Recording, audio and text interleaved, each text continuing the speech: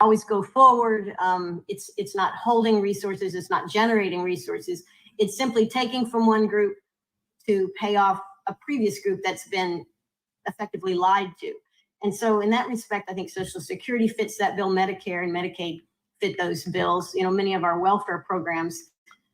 But actually, what happened was I was listening to a crime show, and they talked about clawback, which is the legal response when a Ponzi scheme is discovered and whether it implodes or it's reported or somehow. And the clawback goes after those that invest in it. And it occurred to me that we the people, average Americans that are living today, we're the ones investing in this Ponzi scheme. And, we look at victims of other Ponzi schemes and we say, well, yeah, they're victims, but they were promised a lot and they kind of took a risk and maybe they should have made better choices. We can say that about an average Ponzi scheme victim. But in the United States, we're all victims, and yet we are all slaves to the scheme, because I don't know anyone who can avoid participating in the support of the United States government. And I think it reaches in even to our military activities. You continue to pay the Pentagon, and the stuff they've had in the past, they give that away to foreign countries, or they stockpile it somewhere and continually buy new stuff. There's no real gain of value in any of the things that the government does in our name and with our money. All right, that's Colonel Karen K. Ham's going to call in. I don't have ZJ. Well, let me look. Maybe I have them now. What Ham sent to me, all the firms are short. People have IOUs, and if you sell, you're going to be, if you sell your shares and are called for delivery, you will lose. They'll pass the buck to the longs. Anyway, he's going to call in and explain it. And Moose. Moose. Moose. You got to love a dog named Moose. I've known 3 of them in my lifetime. Now, Moose. Ham's going to call in. Let me look and see what the prices are.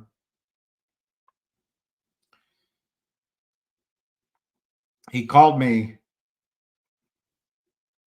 6 or 7 times in a row. I've been on a conference call with a gold company that I raised money for and a while ago and invested in. And it's a private company. And it's interesting enough that if any of you guys are accredited investors, and if it goes forward with building a pilot plant, it might be something to show you. The other way is to do a small offering somehow, got to get it done properly that everybody can add money to, and it can be a fund or something. But anyway, I think it has the potential to make, believe it or not, 100 times on the money on a gross level.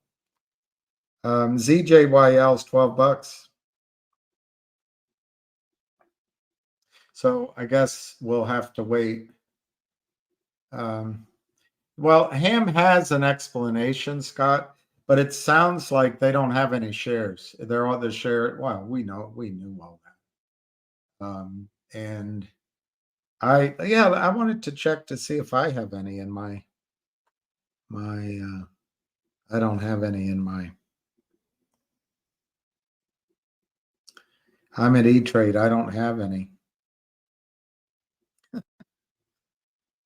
How is this? How is this possible in the US markets? All right, here comes Mr. Negativo.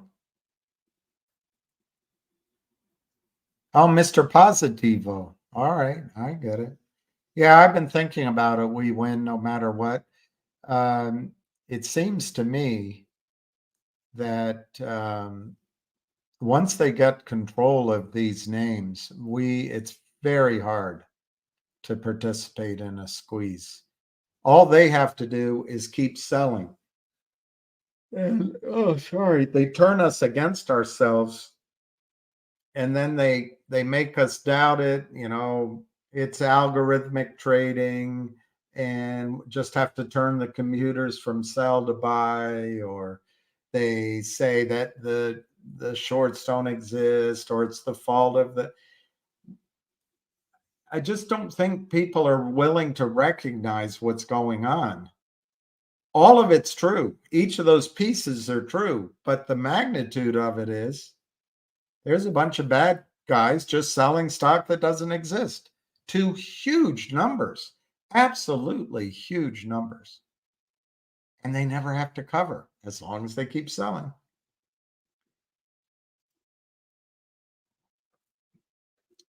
Hey, Sir Thomas Ryan the Fourth. Pretty good name. Pretty Irish name for a sir.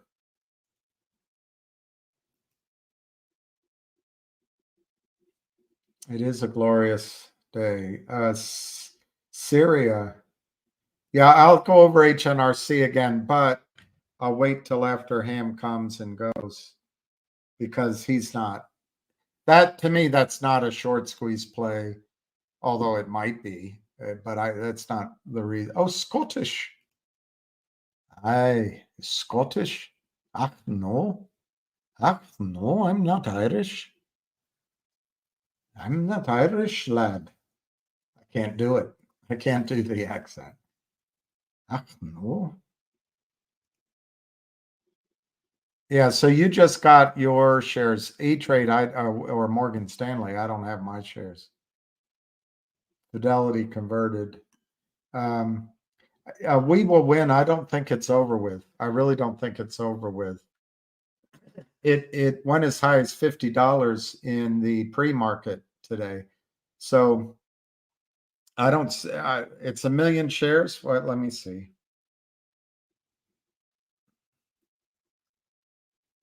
Volume is 1.4 million. So divided by 20, it's pretty high volume, I suppose. But it's not enough volume to cover 200 million shorts.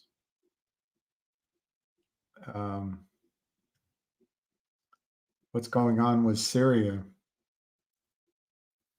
82 million shares. God.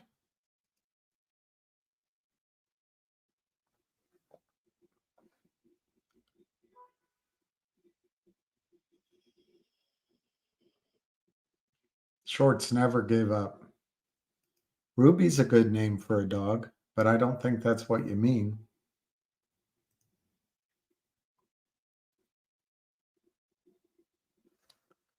Well, Bill Michael.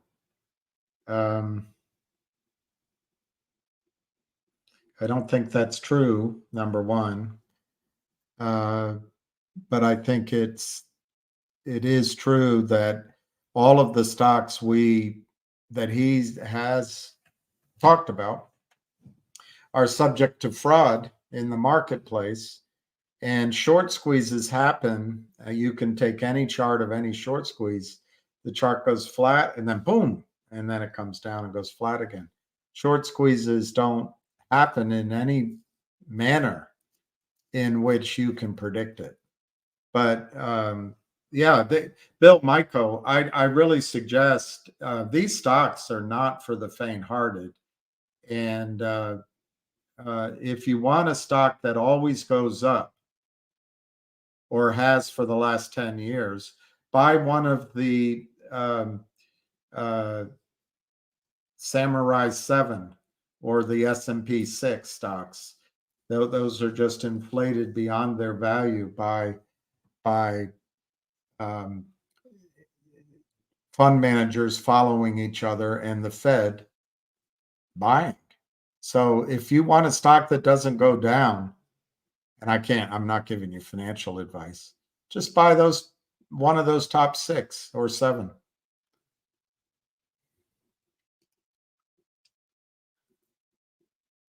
Oh, you were able to buy more. That's great. I don't think we've seen the end of this potential. I don't know this Syria.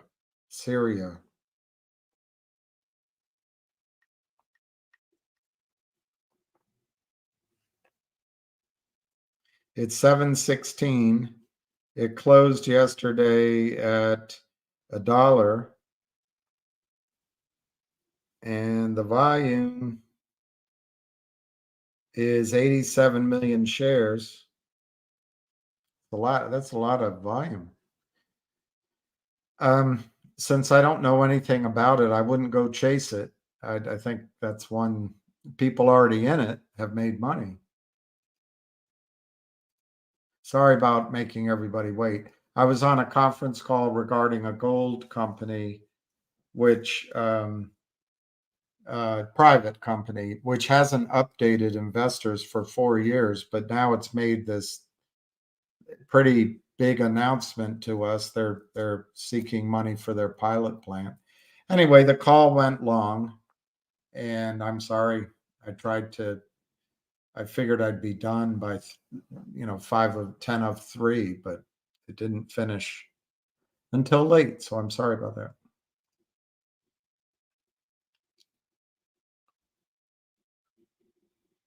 Yeah, I don't think, Justin, there are enough shares. Yeah, 12 times 20 is 240. You're right.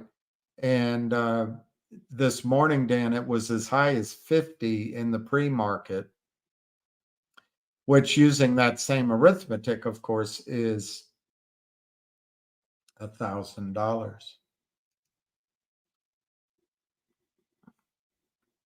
Mark, you're funny. It's already parabolic. Gone from 1 to 8. But anyway, you're saying if it gets past that, it could go like even much higher. It's a lot of volume.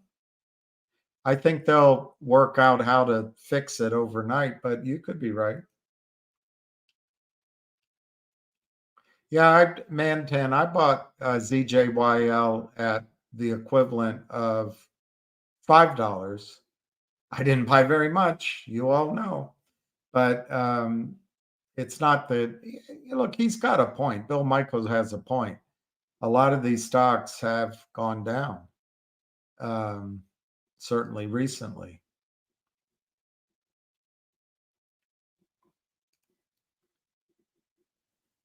The coming out value, wow, Vincent.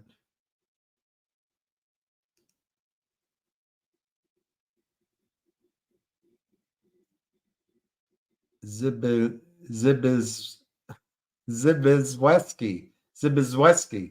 That can't be right. Pribweski. Prisby. What? Very difficult. Sorry, Vincent P. That would mean that any kind of pressure might come next week, right? They obviously don't have the shares. Let's see where it's trading. 1250. And the volume is only 1.42 million. I know it's waiting. Feels like, it's like the doctor's office, or like anybody talk to Fidelity. I didn't. ZJYL closed at 213. Yesterday it closed, according to the adjusted price, it closed at $10.85 on an adjusted basis. Yeah, Justin, that's what I think. Unlocatable shares plus buying pressure, it could get going. Will I am. All right, here we go. All right, everybody's wondering what the heck is happening. Are you ready? You're ready. Okay, not to buy or sell, blah, blah, blah, blah. The SEC can go fuck themselves. It's a disgrace. Anyway, ZJYL. People who have shares of Fidelity are being told if they sell their IOU that's in their account and they get called for delivery, meaning that someone wants delivery of their stock, they will be liable for the loss. So let's say you sell 100,000 at 10, then the stock goes to 20 and someone needs the delivery, you will lose $10 a share. Out of your They're account. Unbelievable. out of your account. They're passing the liability as though you're the short seller because you cannot make delivery, even though they created the mess. Unbelievable. The transfer agent, so everybody knows, can only deliver 20-1 to those who are shareholder of record. All right. So if you don't have them, obviously the transfer agent's you're not gonna get covered. Yeah, my account, there's nothing in my account at all. Well, people are getting small amounts of Fidelity, but a big player told me that what I just told you is what they spoke with the representative about. They said they'll clear it up in 6 to 8 days. Obviously, who's trading all the stock? It's obviously the criminals going back and forth trying to buy more settlement time. The short sellers owe the dividend shares to the longs. Does everyone understand that? And now you know what's going on at GTII. You can't get your dividends because the shorts owe the dividend shares. I mean, this is what Wall Street is.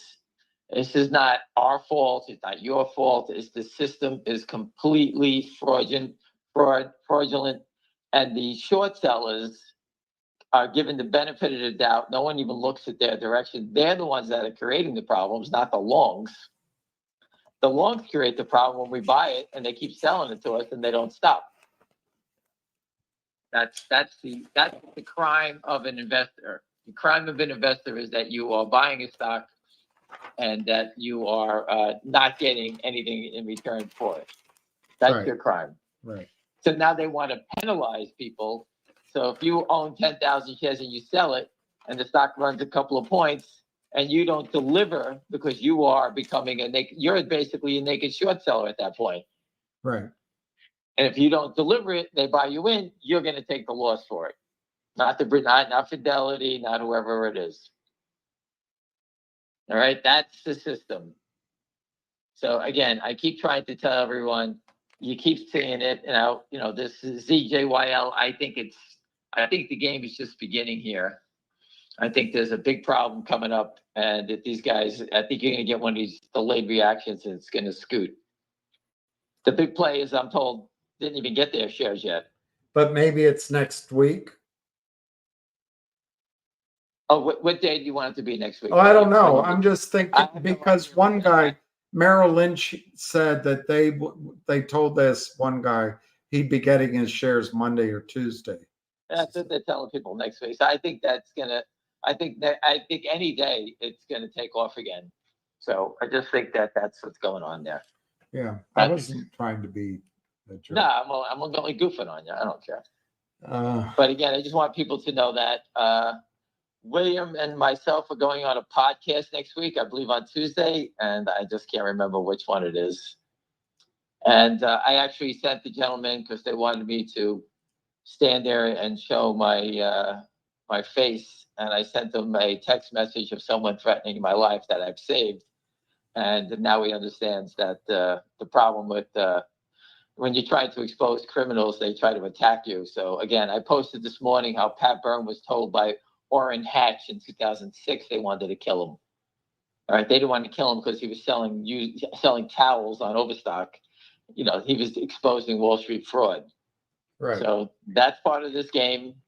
And for those of you who think it's a joke, it's not a joke. And I should really just tell everybody to take a walk and go protect my own family and walk away from this, but I can't because my family and everybody I know is involved in all these stocks. And I stand and fight for it. And I'm tired of people yelling at me, telling me that you need to go and make things happen. I just can't do it. All right. You could see the crime. I have nothing to do with ZJYL. I'm just watching it. And it's not my stock. I'm just watching what people are doing and I'm reporting it. So you can see something else that's happened now in real time. All right. The stock went to 16 today. 16 was equivalent to $320. There was no one in a rush to sell it the other day, but now everybody's in a rush to sell it. Doesn't make any sense. It's the same numbers, right? Well, it's low volume, I think. I mean, I guess it's high. It's the same number. It's why we see 1.4 million. Yeah, but it's been that way all afternoon. You know? No one's selling it. They weren't selling it last week. They're not selling it today. All right. So again, these are shorts playing games, watching, trying to buy settlement time. That's all that's going on. Up, down, sideways. Again, I think the game gets interesting next week. That's my opinion on it. Chinese names have been hot. There's been all kinds of short squeezes in these crazy names. Again, I don't know them. People are hearing it. I can't keep up on all of them. But I'm just following the one that, I follow GDC. That's been mentioned in that, with these people. So I'm following that, and that's where I am. And finger motion, it looks like they're selling the Kramer cha-cha back and forth every day, trying to get people to sell. It looks like they're running out of gas. I told you I bought stock. My daughter bought it yesterday at 210. She'd been there for 25 minutes before they actually sold it at 3,000 shares. So it took a long time to get it. All right. So again, GTII, just waiting for news from the company or from MMTLP, which I believe MMTLP is going to change the whole game for everybody. I don't think they can hide. I think the pressure's going great. And that guy, Don Fizz, is walking around with a beautiful woman, and I was walking around with you, Lou, and Todd. I got to change that. I got to change that up, William. I'm trading one of you guys for her. Well, Todd and Lou were good-looking guys. Yeah, well, I'd rather have the good-looking woman prance around the state capitol than with you guys. But anyway, I'm just kidding. It's a joke. And what else did I wanted to say? I had something else that I went blank for a minute. Got any questions? We're moving quickly. Well, here. One guy was asking, why are all the stocks that we're working on, they all seem to go down? And I just said, that's the fraud. It's tough. We're fighting. It's the person that just said that. You hang up. I'll put the number up. Call the SEC as a whistleblower and complain. MMTLP posted they called the SEC 56,000 times. 56,000. Yeah. If you own GTII finger, call up, complain. They're not going to bite you. We used to do it every day back in the day. But again, time kills. Guys move on. They said they made some money. GTI squeezed from 60 cents to $9 back in the day. Yeah. Some people sold, walked away, and they don't want to fight anymore. That doesn't make them a bad person. They took their money. They did fight, but their battle was about money. All right? If my battle was about money, I would have gave you all the middle finger and walked away a long time ago. Don't get me wrong. I want the money like everyone else here, but I'm here for a bigger reason, and that is to stop the fraud. So my battle rages on. A lot of guys who bought, made money, disappeared, and then they're all gone because their fight is over. Their fight was about making the dollar and running away. But that's their business. I could care less. But again, I can't stop the fraud. We've taken it to the highest levels you can get in law enforcement. Everybody sees it. Everybody knows it.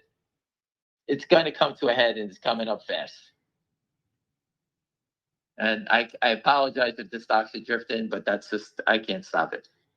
Yeah, exactly. And, what do you think's going to happen with ZJYL? I mean, obviously, they're still playing with it. But at some point, they have to deliver these shares. I think next week or any day, it's going to take off, and you're going to start seeing big numbers. That's all. Yeah. It was at 50 this morning, pre-market, you told me. Well, that's what people posted it. I woke up, I put up the high. I thought it was 16. It was 50. I had no idea. I missed the whole thing. Which is $1,000 pre-split. That's pretty good. Yeah. I think, to me, that's telling you where the stock wants to go. Well, just look at it this way. I've always told you when you buy these crazy things, anything crazy like this, put it good till cancel. Imagine if you threw a good till cancel out there at 25 this morning. William? Yeah. You would have sold it, right? You would have. Although I can't confirm that in my account because of there's nothing. I'm not saying that, but I'm just saying that that's why you use a good till cancel order. Right. You can do it at night, like tonight at ZJYL. You may want to put it out there at $21. Put something out there at 21. So tomorrow morning, if it gaps open to 30, you can't. Make sure you use what do you call what the hell's the button called? The after hours button. Yeah, make sure you make your Extended hours. Extended hours. Make sure you use that when you put your order in tonight. This way, if you wake up at 8 o'clock, and it traded up and down, you can make a sell. Right. If That's you want to good make a sell. advice. It doesn't hurt. And then at 9:30, the pre-market trade that you'll have out there is canceled, and then you have to put another order in. That's only for pre-market tomorrow morning. And that's all I can say on that subject. Again, I have no idea why, where, who's allowing what, but obviously they give the criminals leeway and they take it out on the investors. It's all our fault. Yeah, see here, this is like me. E-Trade won't let me trade ZJYL for 2 or 3 trading days. Unbelievable. Unbelievable. And this day and age, Charles Gasparino says there's nothing wrong with the markets. Come on. This is the best market in the world that can't give you a dividend. It's a dividend from the company. It's not that hard. And listen, I know it's a pain in the ass. People call up E-Trade and you got to yell and waste your time. But this is something that's if you didn't understand this, you would be just getting ripped off forever. And I think it's great that you are starting to understand it. One guy sold half his position today. I'd be more inclined to, if I had money, to try to buy some. At a good price. Did he sell it at a good price? He made a small profit. Listen, but did he learn? Did he see? So in a experiment, a forward split made you profit, correct? Right. Not a big profit, but it made you a profit, correct? That's what it did, yeah. So now you could say, oh my God, a forward split actually makes you profit, and a reverse split makes you lose all your money. And if you sold it this morning at, I don't know if you paid $200 for it, it was trading it at 16. That's $325 or over 300. So you could have made $100 on whatever, how many, 2 shares, whatever it may be. But at least there was an opportunity to make money. And most people don't have that opportunity. A reverse, you lose all your money. You don't even get anything. They kick you in the ass and you're done. But I'm glad that someone acknowledged that they sold it, which is okay. This is not lockdown securities. You can do whatever you like. Yeah, this isn't diamond hands. We call this isn't locked. We don't call this. You're not locked up here. Right. That was the Wolf of Wall Street days when you saw that movie where they make you buy the stocks and everybody held on to them. This is not like that. This is a free trading market. If you have an issue and you have to sell, help yourself. I would never tell anybody you have to hold on to anything. Exactly. Except your wife to hold your hand. She won't hold my hand. Hey, John. As the economy goes, the economy's great. Everybody's getting laid off. It's wonderful. This guy is a trucker, so he's actually close to it. The biggest steamship line for shipping, Marzik, missed their numbers. They're beating in the Middle East. Yeah, they're getting a beating in the Middle East. Yeah, I read that. Hershey is laying off workers. When everyone's getting laid off, the market should be turning down, but they're holding it up using the same 10 stocks, 8 stocks, whatever the hell the number is. It's a few stocks. It's the same thing every day. I'm laying off your Joe Mama.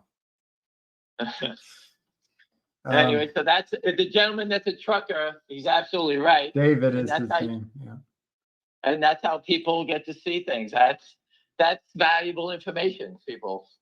Well, there's a guy I know who had a professor that told him, if you have information like that, you should act on it. I don't know exactly how to act on it, but you have insights that most people don't have, and that's how you can make money.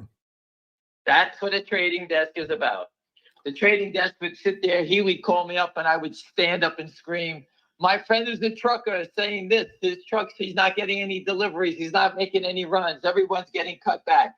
Guess what? The economy's slowing down. It's pretty easy to figure out. So. But you need a trucker to tell us. I wouldn't know. Oh, there was the Alpine court case today, Ronnie. Not legal advice put up that I think it was pretty standard. They read, but he's going to do a video on it later. So, What did they do now? Play ping pong? well, no, they were down here in the DC. I think it's where Ollie North had to go in. If it's where I'm thinking, I was there. That's why I remember I saw him go in. But anyway, it was just, I think, arguments from both sides. And anyway, the answer is, Ronnie, Not Legal Advice is going to do a video on it. What could their argument be? FINRA is worthless. Who could disagree with that? So we're cheering for Alpine to win versus FINRA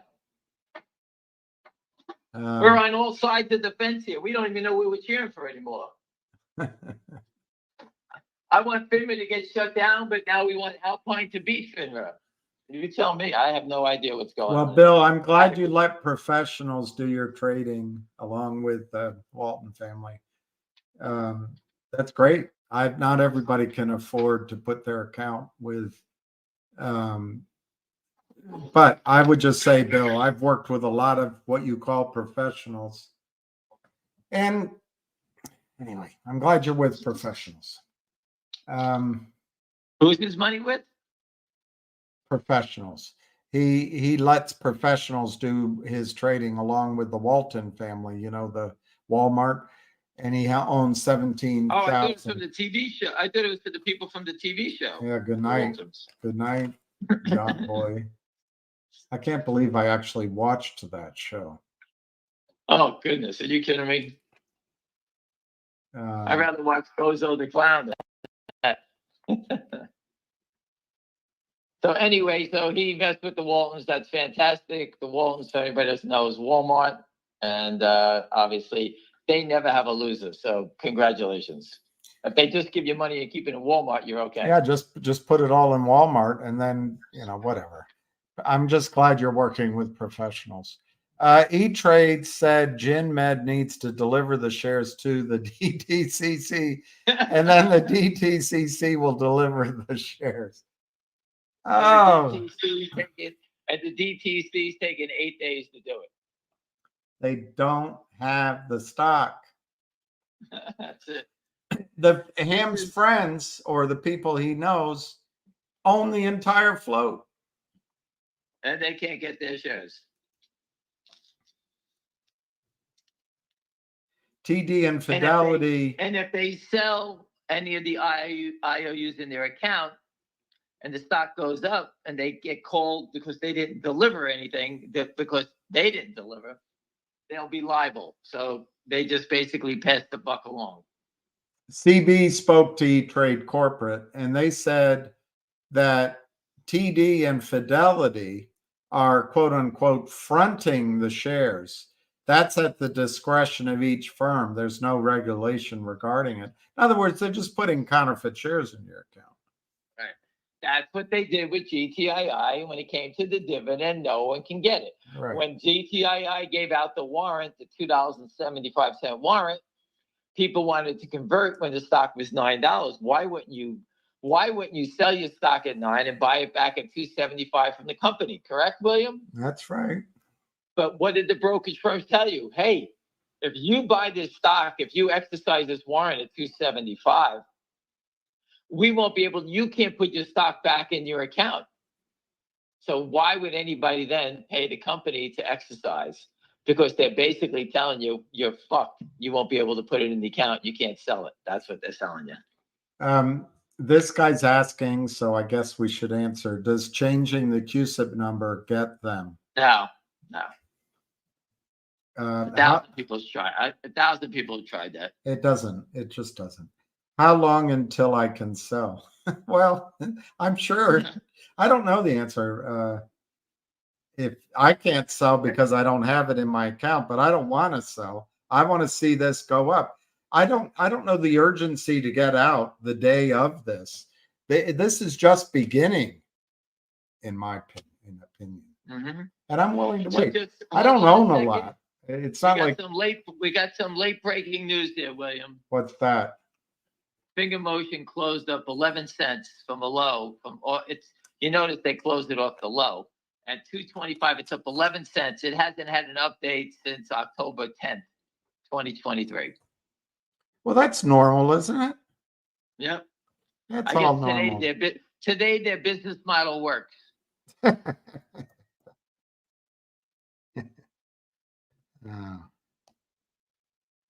So what the shorts are doing, so people understand trading, they're trying to cover. So what they do is they try to push the stock down as far as they can. And when it rallies, people who are trying to break even or maybe just want to get the hell out, take a loss, they scoop you up. That's it. They don't want momentum, so they just tried to take the momentum out of the stock, which they have. But people feel that, you know what? If you're smart, you pick a bottom and you wait and you'll get your time again. That's it. KYP says hello to you. She Better keep says hiding. The weather's nice in New York. She better keep hiding.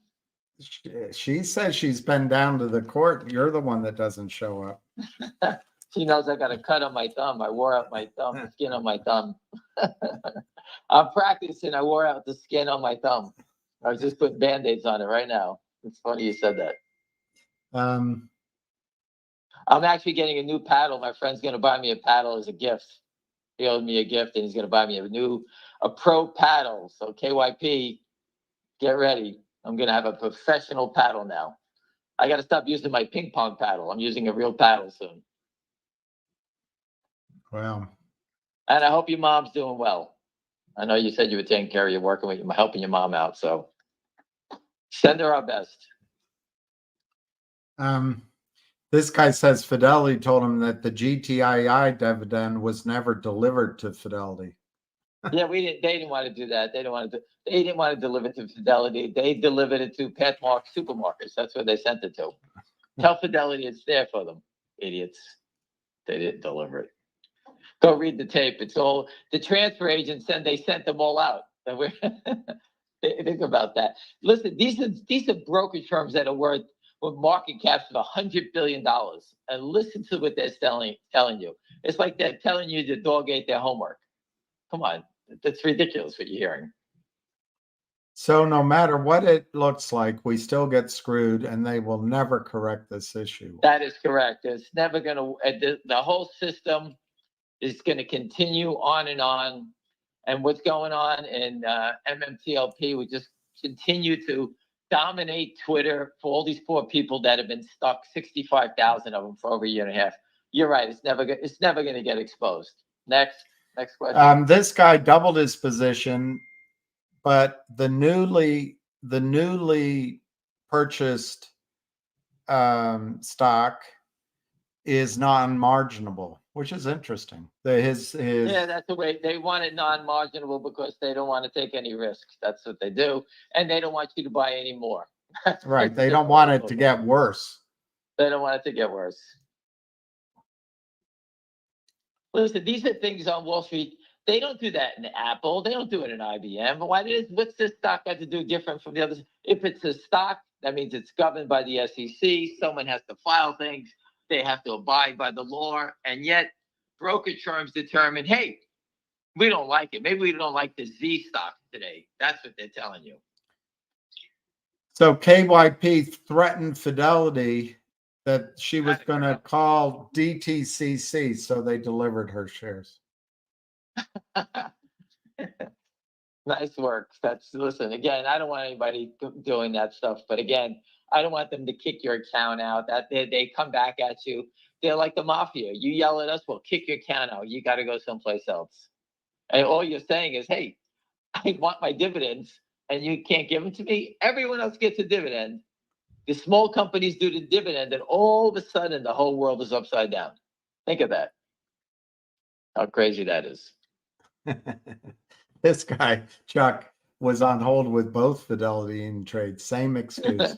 Ham is right. Fraud Street. It's unbelievable. I got nothing to do with me. I don't control it. You get a dividend. The company sends the dividend to the depository trust. They distribute it to the brokers according to what it says at the depository trust. So just look at that circle that I put up all the time. The shares go to the DTC, and they call Merrill Lynch up and say, "How many shares do you have?" Merrill Lynch says, "Well, we don't know." DTC says, "Well, you have 1 million. That's all I can give you." And then Merrill Lynch says, "Oh my God, we own 10. Don't tell the DTC." That's what they're saying. Don't tell anybody what we own because the discrepancy is too big. And you're going to find the mess at all the retail firms, Fidelity, Schwab, Ameritrade. They're the ones that can have the biggest losses. I heard a long time ago, I think it was Ameritrade that had the huge problem in GTII. I don't know, it was I think it was Ameritrade. I can't remember the name back in the day. 60 million. That's what I heard. I mean, it's just insane. And you know what? We're trying to change the game for everybody. KYP is a young woman trying to make her life easier by trading and investing. And I thank her for following us. You know, the only thing we both have in common, we're both from Brooklyn. And you know what? I respect what she's doing and that she's listening and learning. And you know what? She wants to get better and make money and have a better life. And Wall Street is here letting the Kramers walk around like who the hell they are. And Lynn Partners and Savvy Matt. So listen, everyone, I just hope everyone got to see the video. A TikTok person put it up. Someone sent it to me of Fisher Island. There's no crime. You need to spend $250,000 just to live there as a member. You have to join the golf course. It's $150,000. You can't get there unless you have a boat, the dock, the this. It's the most exclusive place in the United States. And the guy put a video up and it's there. It's right there for you to see. Hal Mintz, the criminal, bought a $10 million apartment there and lives there. I copied the Miami FBI saying, "Hey, why isn't anyone getting this guy? He's got caught with a naked short selling scheme. He was defrauding investors. He belongs in jail. It's like I never seen anything like it in my life." And there was a document where people signed, William. I think it was 6,700 people wanted him to be investigated. That's the one with the photo of him on Twitter. 6,700 people said this guy's a criminal, and it took a couple of years to finally get this guy. And what did they do? They let him off the hook. They let him pay a fine. No big deal. The SEC needed to do is take that to the DOJ and say, enough of this guy, vaporize him. That's what should have happened. Instead, he's living in my condo, which I wish it was mine, living on Fisher Island, having the safety, no crime, nothing. Go look, watch the video. After I sent it to the FBI, the Secret Service, this guy stole all your money. And this is where he's living while you guys go to work every day chasing these idiots. There he is. I'm jealous about it. Why wouldn't anybody else be? I told you we should do a show. The homes of the naked short sellers or counterfeiters. You start with Ken Griffin. That I told you that would go for a year doing his show. Anything else, William? Yeah. This person, Zach, is asking you, is it true that Gin Medical is the one not delivering the shares to DTCC? Yes, Gin Medical is sitting there saying, "Oh my God, don't deliver them. Let's play games with everybody." Yes, that's what the company's doing that. We just explained that for 25 minutes. Okay. The company could only send what they know is the shares outstanding multiplied times 20. That's it. Why would the company not deliver it to, what did he say, Fidelity or the broker, whatever he said? Yeah. If this guy, shouldn't the broker be responsible to deliver the shares to retail investors? Yes.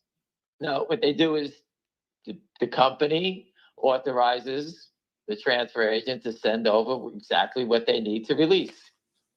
You see, on Wall Street, everyone, a public company has to keep it a perfect accountability of how many shares are in the company. Because if they were to sell unauthorized shares, unregistered shares, they would go to jail. The naked short sellers are selling unregistered securities, increasing the floats. They're getting the money. The company gets no benefit of it, except shareholders that they don't even know why they have so many. Because they only have, if the company has 1 million shares in the float, you can't have 10 million shares trading in the day. It's impossible. Everybody's buying and selling the same stock all day long at the same spot. It doesn't happen. Should we buy more just to make it difficult for the shorts? That's not my game. I'm not here. This is not, something that I follow it and I'm following along. This is not my rodeo. So again, I can't determine what you should do on that. I think it's super interesting that you guys got to see a forward split. I told you about that. You watched it pop up. You watched them attack it down. You watch people who can't get their dividend shares. You've seen it all already in one day. And hopefully no one loses a penny. You can move along. You can stay. You can see what happens. It's very interesting. That's what I find it super interesting. What about Bill Ackman starting a fund for retail investors? Yeah, I guess he did. I didn't know that. But what do you think about it? Why not? Yeah, okay. He's reversing the power, right? So if this runs up and we sell higher, are we going to lose money attributable to the IOU? If this runs up, if the stock runs up, are you going to lose money because it's an IOU? You just said earlier that. No, if you sell a stock and you don't have anything to back it in your account, Fidelity told investors that if they sold it at $10, let's say. Well, what if you take a profit and sell it at 100? Are you going to have to? If you don't have a share, basically, if you don't have a real share in your account, what are you selling, William? Well, so it is on us. We can't sell then. No, listen to what they said. All right. They said, William, we have an IOU in your account. If you do sell it and anybody wants delivery of the share you sold, you will be bought in and you will pay the difference. So if you sold it, so we shouldn't sell. If that's what they've said to a few people, I don't know if they said it to everyone. You should sell, and if they ever come after you for that, you have a lawsuit because you just, they can't charge you for selling a stock that you pay for. Do you understand? Mm-hmm. That is what we call asinine, what they're saying, right? Mm-hmm. Webull gave me my shares when the market opened. I personally don't think Webull ever gives real shares, but yeah, they would be last on the food chain, those guys. If Fidelity's not getting them, Webull's not getting them first. If you do it by alphabetical order, F is before the W, right? So right. Fidelity would get them first, not Webull. TD Ameritrade told Laffey 2 to 5 business days. So Webull got them before TD Ameritrade, correct? Right. 99% of the world doesn't even know what Webull is, including myself. This guy makes a good point. If you just bought the JYL in the past 2 days, you probably should wait until T+2 settlement. That might be true. I don't know. That may be true. That may be that may have that could be valid. No wonder they didn't try to cover before the split. The brokers are colluding and decided that this plan to not deliver shares by making excuses. Well, yeah. They can't deliver shares. The brokers are not. Listen, the brokers are not colluding. They're being dealt the cards that are sent to them. Basically, that they're supposed to send over 20 to 1. They sent over 20 to 1. Then the brokers look up and say, "Oh my God, we own more shares that we're supposedly getting here. What do we do now?" What they should have done is they knew this was coming. They should have forced anybody and made sure they had physical shares at the DTC to match their holdings at Fidelity. They did not do that. All right. So any word on law enforcement for Finger, or I suppose GTI? I can't, that's in the hands of someone above us. What can I tell you? Wow. This gentleman got 80 shares. He had 4. That's all good.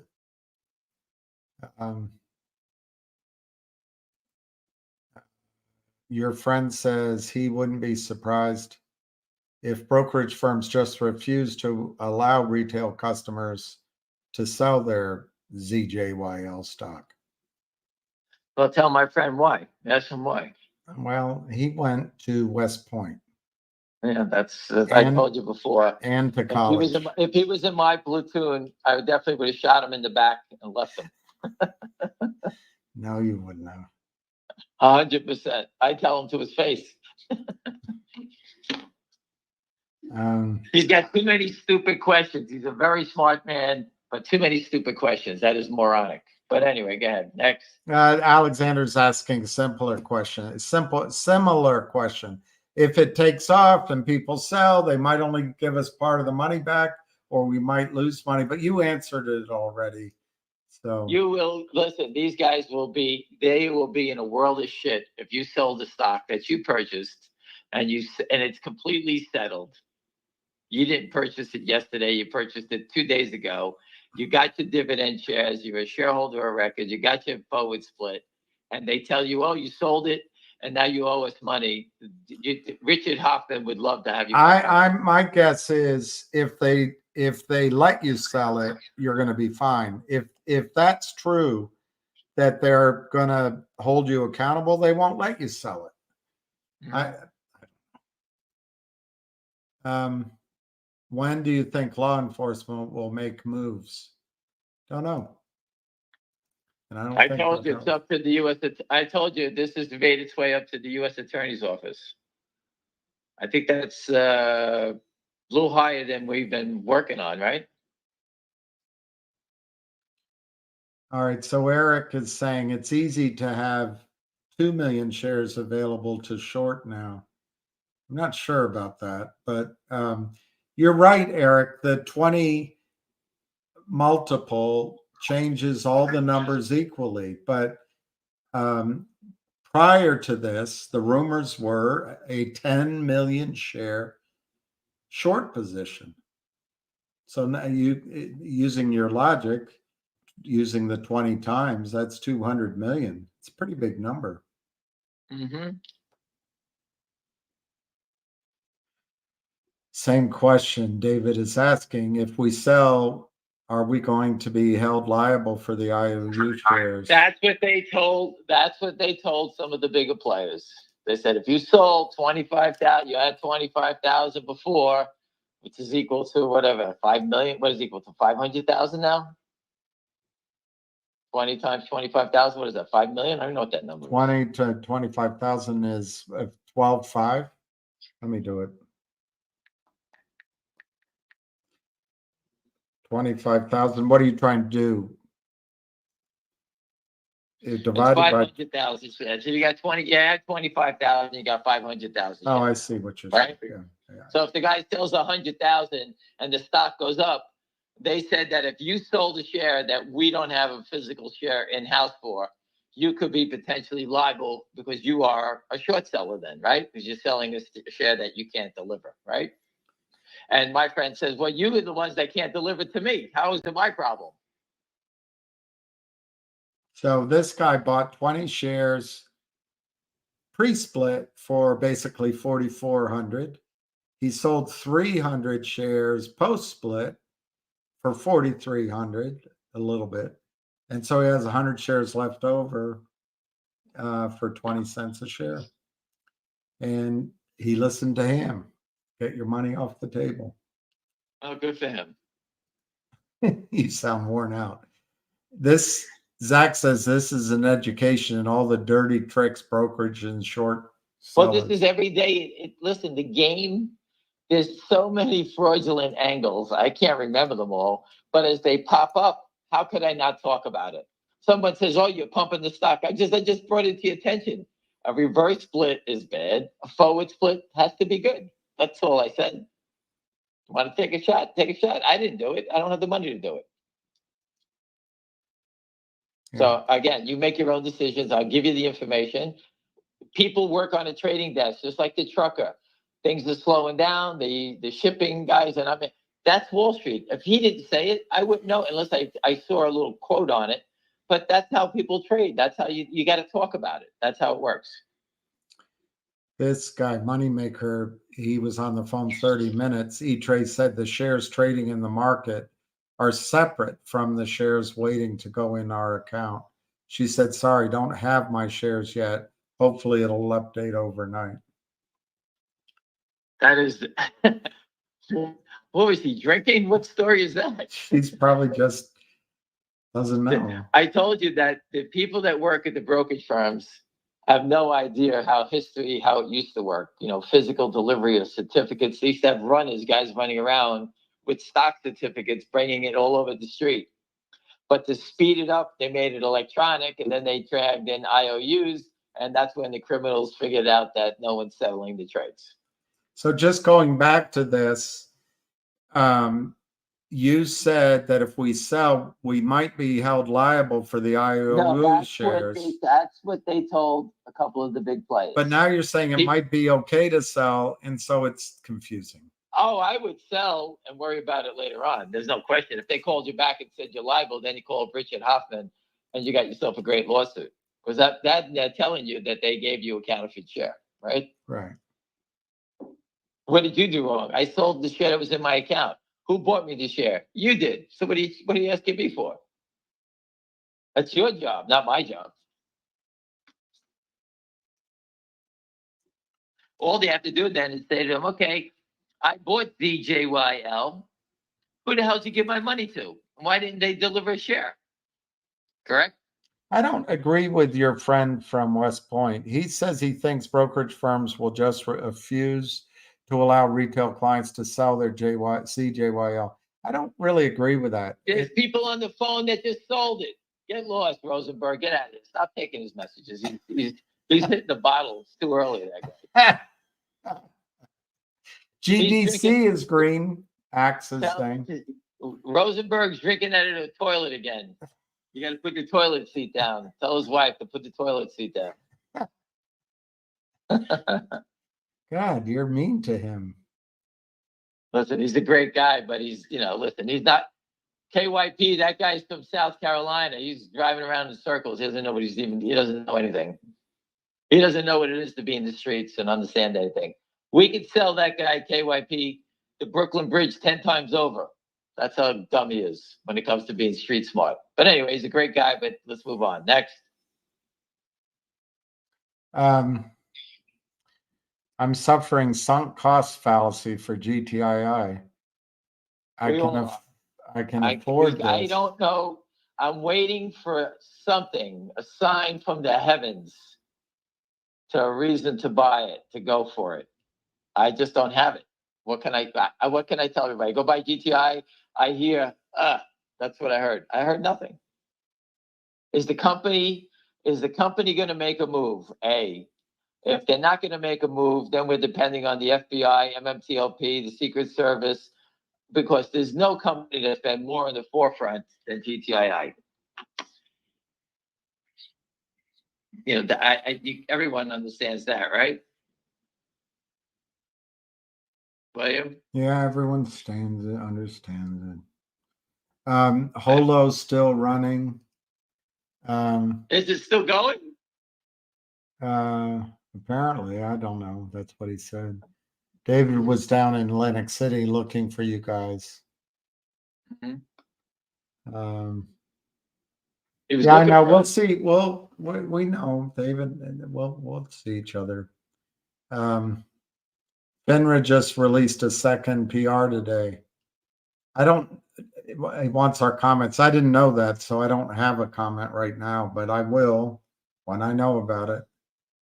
GTII, I just put up first.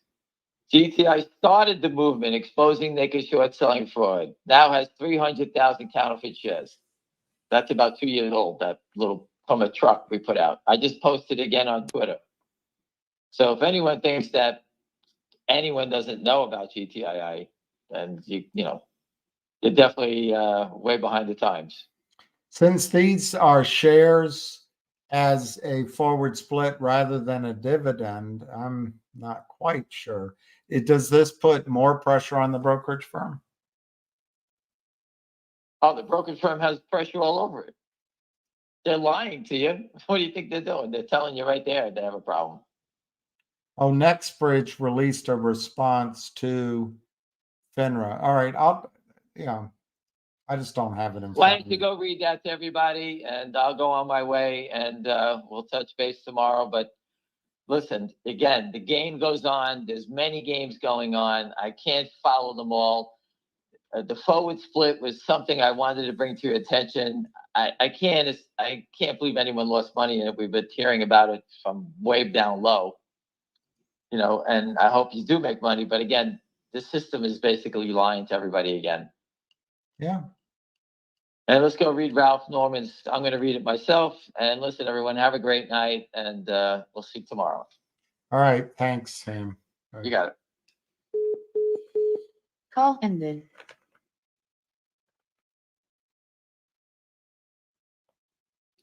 I don't really feel like reading that response, but I can look it up. Let's look it up.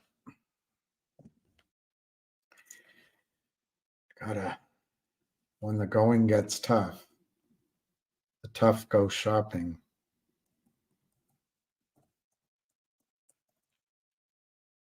That's what my sister used to tell me.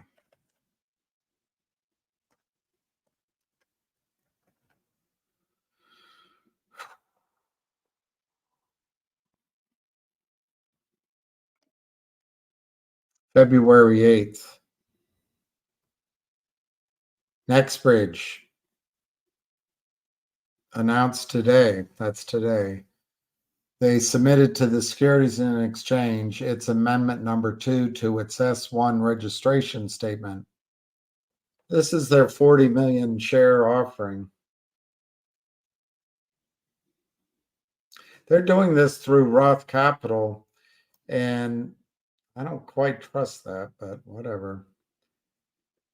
They're gonna help the shorts out, in my opinion. The SEC has requested that we withdraw our registration statement at this time and file a new registration statement in the future following formation of the subsidiary and the completion of audited financials. As we consider our options related to the SEC's requirements, it is still very important to the company for shareholders to move their shares to AST. Furthermore, we remain committed to exploring different pathways to allow. Once the company determines its next steps, we will provide an update. It's pretty good.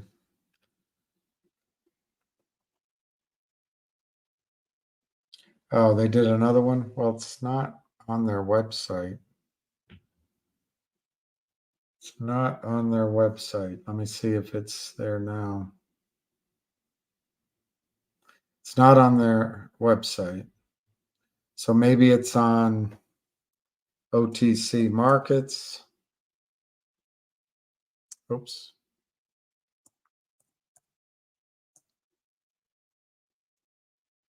Maybe I can find it there. I don't know what symbol to use though.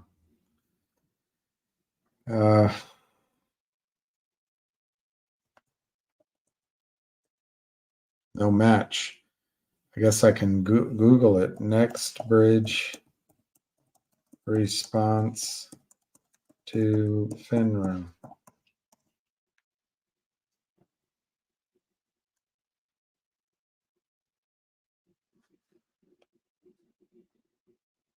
"55 minutes ago."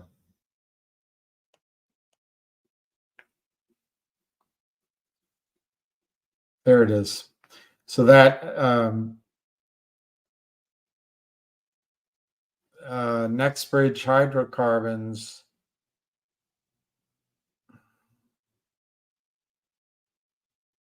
Our company has reviewed recent written responses from FINRA and SEC regarding the U3 halt of the Series A preferred shares of Meta Materials, Inc., which traded under the symbol MMTLP, and potential outstanding short positions in Nextbridge. We have further been made aware of calls by Congressman Ralph Norman for a congressional hearing regarding MMTLP, which we and our chairman would gladly participate in to help supplement the factual record on relevant events. Nextbridge management has differing perspectives on certain key points expressed by FINRA in its letter, to say the least. I hope so. We will share these perspectives if given the opportunity in a meeting. We are actively working to schedule with representatives of FINRA and the SEC's Office of the General Counsel. However, we hope the meeting can largely be devoted to discussing forward-looking and productive options for jointly addressing ongoing investor concerns. I agree with that. I think that's the right approach. Nextbridge firmly believes that we and our investors have a right to know, and Congress and the SEC have an interest and duty to understand the total aggregate outstanding uncovered short positions held by foreign and domestic institutions that exceeded the issued and outstanding shares of our company. Brilliant. Unfortunately, this important figure remains unknown. We call on FINRA and the SEC to take a more proactive ownership role in completing the necessary accounting for several key reasons. First, FINRA and the SEC have access to resources, investigatory powers, and foreign information sharing tools, and we rely on them to serve as champions. They're not champions, they're mice. As champions of the full and complete trading facts for the investing public and U.S. companies whose securities are publicly traded under their oversight. Perfect. What a great sentence. Perfect. But they're not there. Unfortunately, FINRA and the SEC are not there for the investing public or for U.S. companies other than Goldman Sachs at all. Second, we believe this information is necessary to help clarify potentially misleading information that has been disseminated to investors and the public. FINRA issued a, quote, investors' insight, unquote, FAQ, frequently asked questions, on its website stating that, quote, there was an aggregate short interest position in MMTLP in accounts held at broker-dealers as of December 12th of approximately 2.65 million shares out of 165.47 million shares total outstanding, unquote. Chucky Boy Gasparino said the same thing. Anyway, FINRA went on to characterize this volume as, quote, not significant, unquote.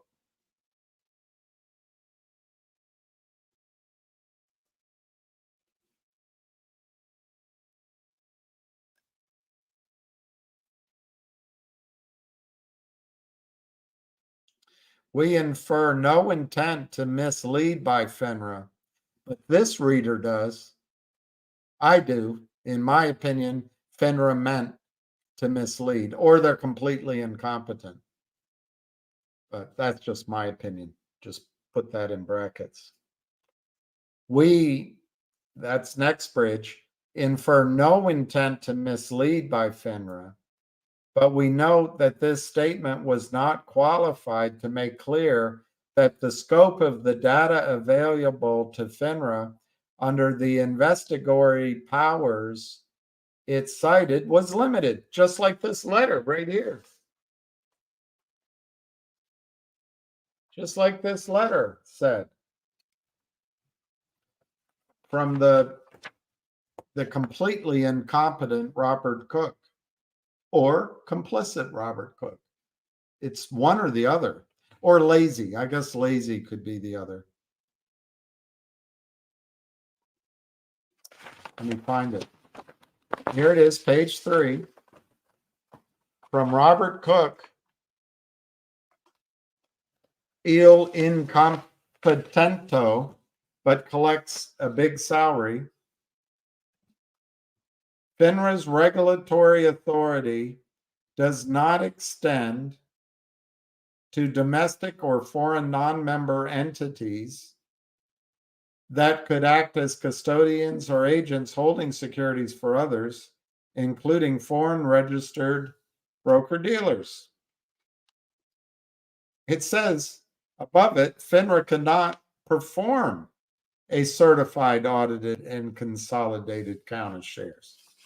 So Robert Cook admits he's completely useless, and he's just there to push papers around and protect Goldman Sachs prime brokerage. That is my editorial comment. Let's get back to these gentlemen here, because they are gentlemen. We infer no intent to mislead by FINRA, but we note that this statement was not qualified to make clear that the scope of the data available to FINRA under the investigatory powers it cited was limited. And thus, it implied a categorical summation of the entire uncovered short position in Nextbridge. In other words, what it quoted, they can't have it both ways. That it's a small position, but it's possible that overseas and domestic, if you read some other data, 95% of the selling came from offshore through these pipes. They don't know about it. I think they do know. You can't tell me they don't have software that can track that. I just bought tickets online for a concert. I had to move to another one, shift to another one. And the Ticketmaster, they have it all there on your phone, and it's right away, and you can't trade it or shift it, or you can't sell it to someone else. You can't. It's right there. I mean, you can sell it on their platform, but you know what I mean. You can't duplicate it. You can't take a picture of the ticket, use that to get into the concert. You have to have the I don't know, say I'm not a data person, but you have to have the ticket that's on Ticketmaster to get in. I can't believe FINRA doesn't have software to track the sales or make that count. All right. Continuing, subsequent to our most recent press release of January 19, 2024, calling for short interest data from all sources, foreign or domestic, whether registered with FINRA or not. I love this letter. We observed that FINRA clarified in its letter to Congressman Norman that the short interest figure it cited was only based on U.S. member data and not that of, that's the exact one I just read to you, not that of, quote, domestic or foreign non-member entities that could act as custodians or agents holding securities for others, including foreign registered broker dealers, unquote. I love these guys at Nextbridge. Greg McCabe is got to be the number one hero of all heroes, and the rest of them. John Berta, all of them, just and their large investor, who's first. I know, but I'm not going to say it out loud. I don't know him personally. However, it repeated its assertion, that's FINRA, that the short position it saw was quote unquote nominal. And they're saying, with all consideration to the gentlemanness of Greg McCabe, he says, we infer no intent to mislead. I'm not as much of a gentleman as these guys. So, however, I'm using FINRA instead of it. However, FINRA repeated its assertion that the short interest position it saw was nominal. Unfortunately, we believe this is a consequential blind spot. Man, they're so polite. Such good guys in FINRA's data, because foreign firms have approached NextBridge about procuring more than 2.65 million shares. They drive it down. It's the same pattern. It's the same pattern. It's the same pattern. It's the same pattern. It's the same pattern. The bells, the bells, the bells. The bells, the pattern, the pattern, the pattern. If FINRA is unable to report on the entire universe of the outstanding uncovered short positions in NextBridge, including short interest position held via foreign brokers, we request they shut the F up. No, they didn't say that.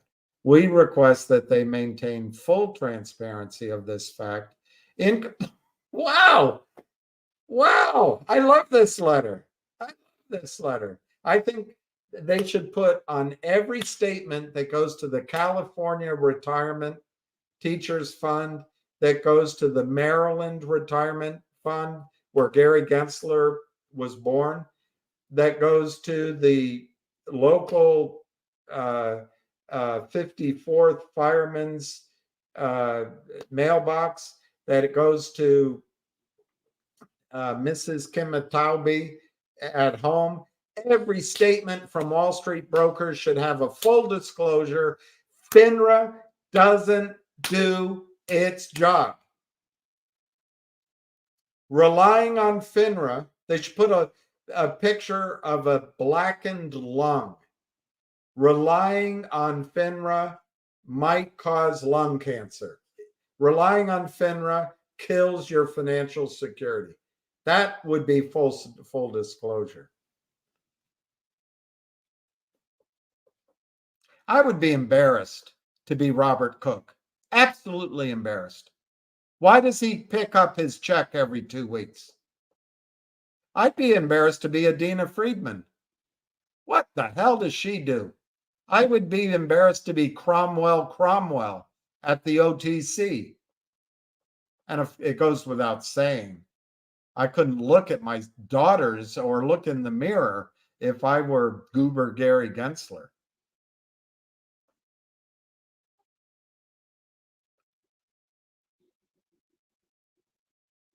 I'm going to read this paragraph again.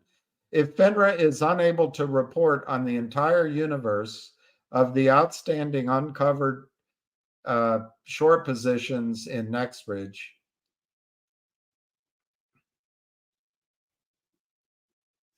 including short interest positions held via foreign brokers or criminals, I added that, we request that they maintain full transparency of this fact in communications with interested parties and refrain. I love this.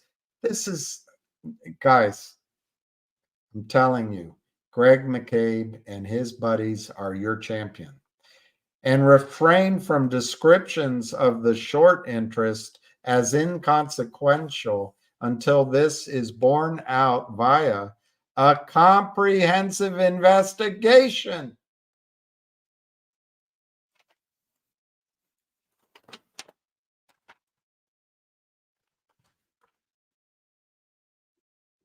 Robert W. Cook is being called out.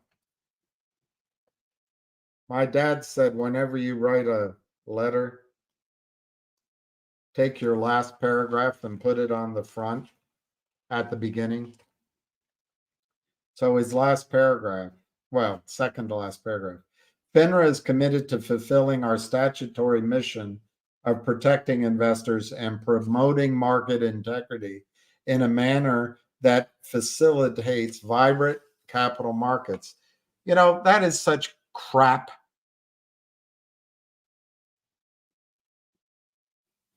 I don't know how Robert W. Cook can say that with a straight face.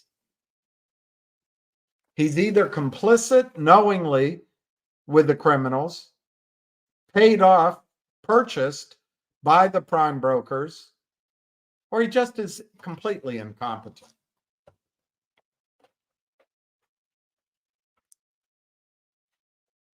I don't know which one's worse, to be incompetent or be a talented criminal. I don't know which is worse.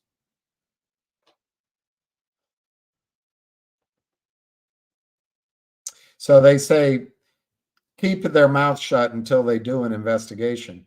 We also believe further clarification regarding the limits of the data available to FINRA would be helpful for investors. No kidding. If you rely on FINRA data, you could catch lung cancer. You know those cigarette packets? Smoking kills, and there's a picture of a lung. If you're relying on FINRA, you're relying on a completely useless organization and a completely incompetent, purchased, or lazy regulator. Everything's in my opinion and judgment. So this continues. Our company is also concerned that uncovered short selling activity might have been carried out by entities who are also exempt from SEC registration or via transactions that are otherwise exempt from reporting. We understand that the SEC does not disclose, any details regarding its investigatory activities, if such a thing actually exists. I added that. But our concern is that the SEC's letter refers Congress to FINRA, and our company and ourselves for the data Congress seeks, which, as explained, will likely not result in the full picture. We are happy to provide information that may be beneficial in helping the SEC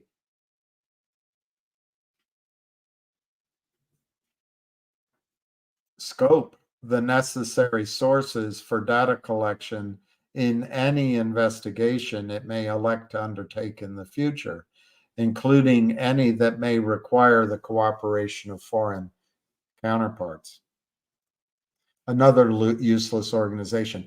Bill Clinton and his Secretary of Treasury, Rubin, put forth this idea that the markets could be self-regulated. Can we get past that now? The SEC is there to protect Goldman Sachs prime brokerage. FINRA is there to protect Goldman Sachs prime brokerage. Adina Friedman is there to protect Goldman Sachs prime brokerage. CC Ryder is there to protect Goldman Sachs prime brokerage.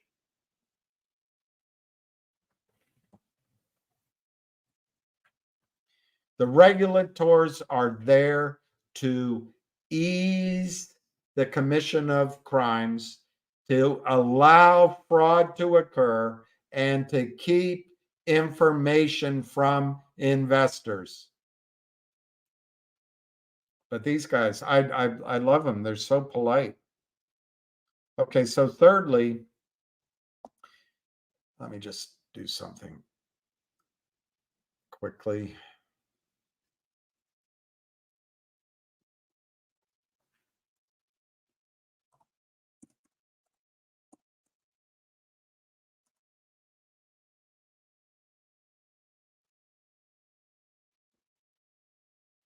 I'm sure it's already up there since you pointed it out to me, but I'm just want to put it up.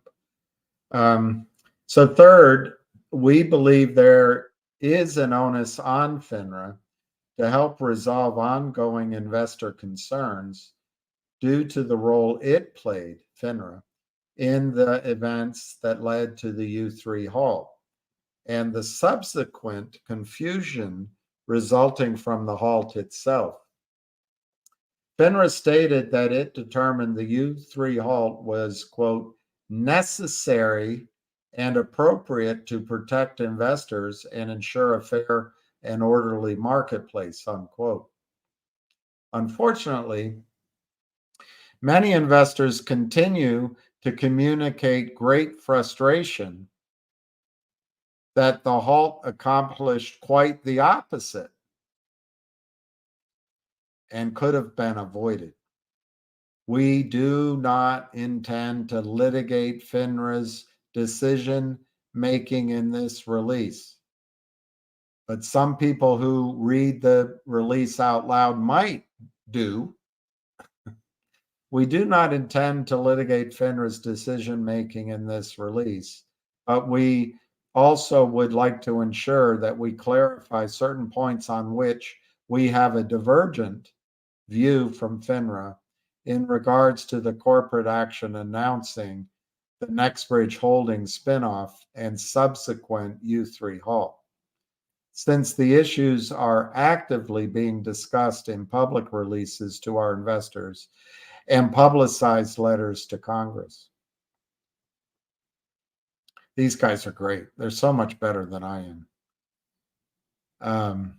As an initial matter, we take issue with FINRA's repeated assertion that, quote, FINRA's role is limited to reviewing and processing the corporate action submission and announcing the corporate action to market participants, unless the corporate action documentation is found to be deficient under Rule 6490, in which case FINRA may determine not to process the corporate action, unquote.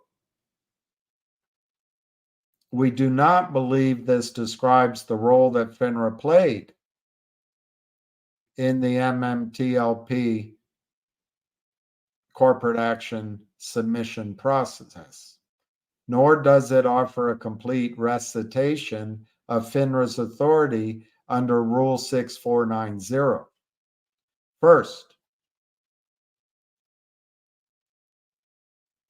FINRA drafted the initial and revised corporate action notices on December 6th and 8th of 2022, with an instruction that the issuer was not to edit it or interpret it,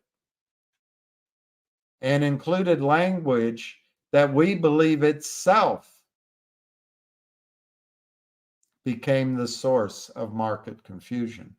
For example, while FINRA describes the notice to Congressman Norman as, quote, consistent with the information provided by Metamaterials, unquote, it is notable that the notice actually introduced a new instruction that MMTLP shares would be, quote, deleted, unquote, on December 13th,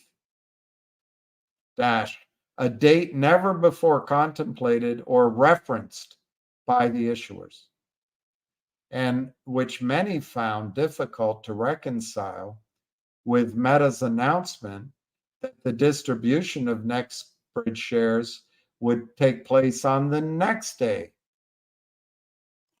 on December 14th.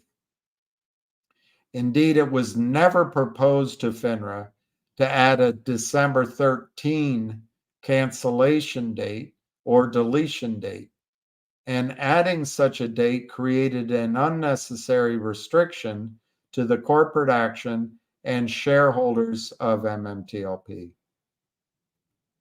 In addition, FINRA's Rule 6490 allows it to refrain from processing requested corporate actions altogether if it, quote, determines not processing is necessary to protect investors and the public interest and to maintain fair and orderly markets, unquote. My opinion, they're just there to protect Goldman Sachs.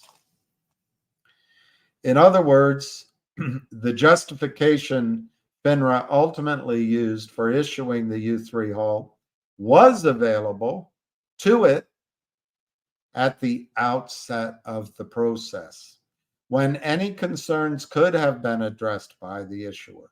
In other words, they didn't have to follow that 8th,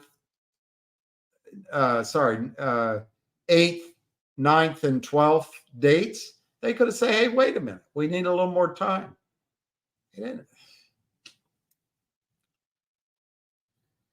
Okay, let's get back to where the gentlemen are speaking. In other words, the justification FINRA ultimately used for issuing the U3 halt was available to FINRA. I substituted FINRA at the outset of the process when any concerns could have been addressed by the issuer. Instead, they, FINRA, evidently did not discern a compelling reason to reject the processing of the announcement, crafted a different announcement, and allowed trading to continue through December 8th, 2022. And it looks like in the morning of December 9th. Anyway, then they initiated the U3 halt shortly thereafter when the markets were closed and all participants, short or long, were frozen.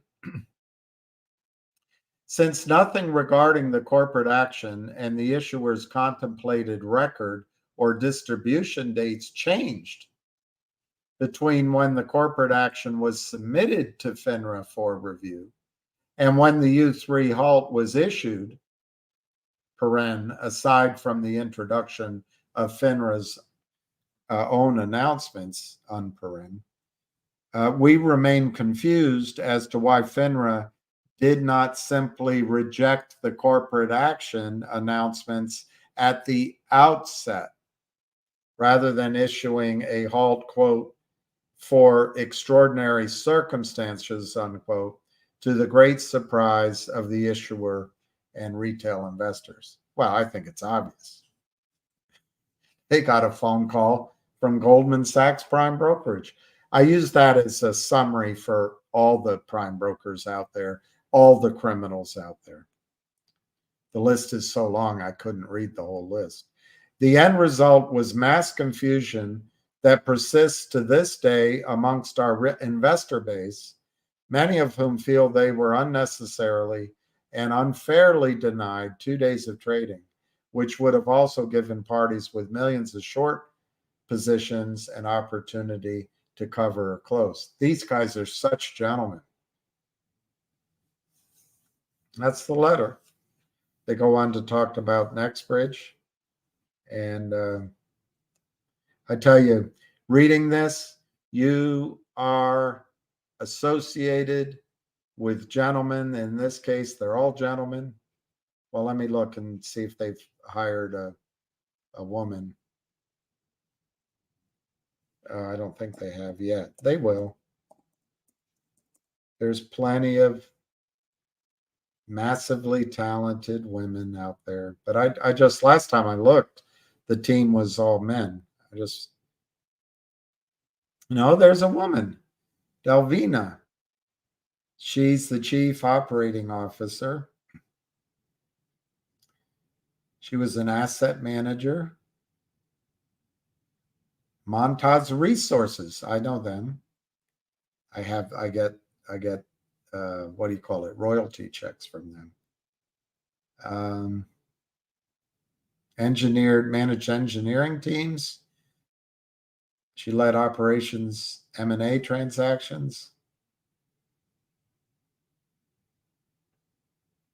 Eclipse Resources. They were very good. She led a multidisciplinary team. Not many of us have led multidisciplinary teams. Well, that's great. She sounds great. So there is a woman. So I have to say they're not all gentlemen. Uh-oh. They have a Robert Cook here too. But he's Robert L. Cook, not Robert W. Cook. And I bet he's talented. He was with Shell Oil, and he was a chief scientist. Deepwater. Ah, that's great. He's good. Oh, and they have Mia Pitts as a non-employee director. Marsh McLennan. I had a really good friend that worked there. That's a great company. And there's another director, Kristen Whitley. Is it Kristen or Kirsten?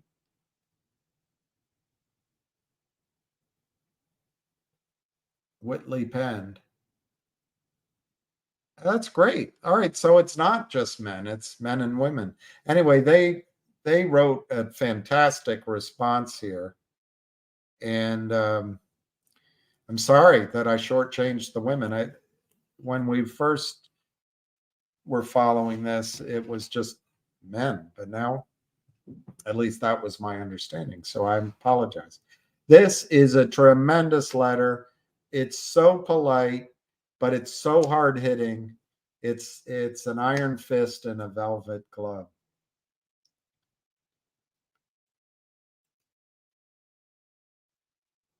I don't think Christ would worry about NNDM squeeze. I don't know NNDM.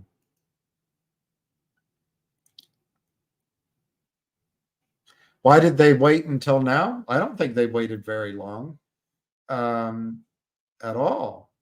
I don't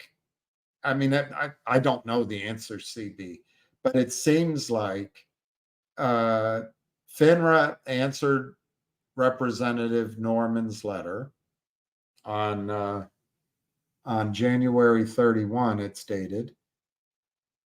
And then the SEC, I think, came out yesterday. I could be wrong. Maybe it was the day before yesterday, but it was pretty soon. It was just. So my guess is NextBridge is responding to FINRA and the SEC. This is a pretty rapid response.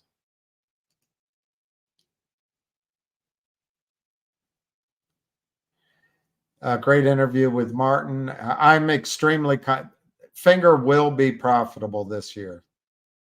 I bet Finger could be profitable in the second quarter of their fiscal year, which, let me see if I can do that right. Basically, I think it could be profitable this summer. So yes, I think Finger is going to be profitable. Nothing but the best. My concern right now with Finger, the way it's trading, is the criminals seem to have it under control. Now, I know some people think it's perfectly reasonable for hedge funds and day traders to use algorithms to just sell and sell and sell and sell, because then they buy during the day. Apparently, to the minds of some regulators, it's okay for a day trader, because they're a good client, or a fund because they're a good client, to sell stock that they haven't located, to sell stock they haven't borrowed, to sell stock that doesn't exist intraday. Because later in the day, the theory goes, they're covering. Well, you can't do that. You're not allowed to do that. You can't buy stock. and then sell it without first paying for that stock. But because these are good customers, it's allowed. They somehow meet in the marketplace. They meet at the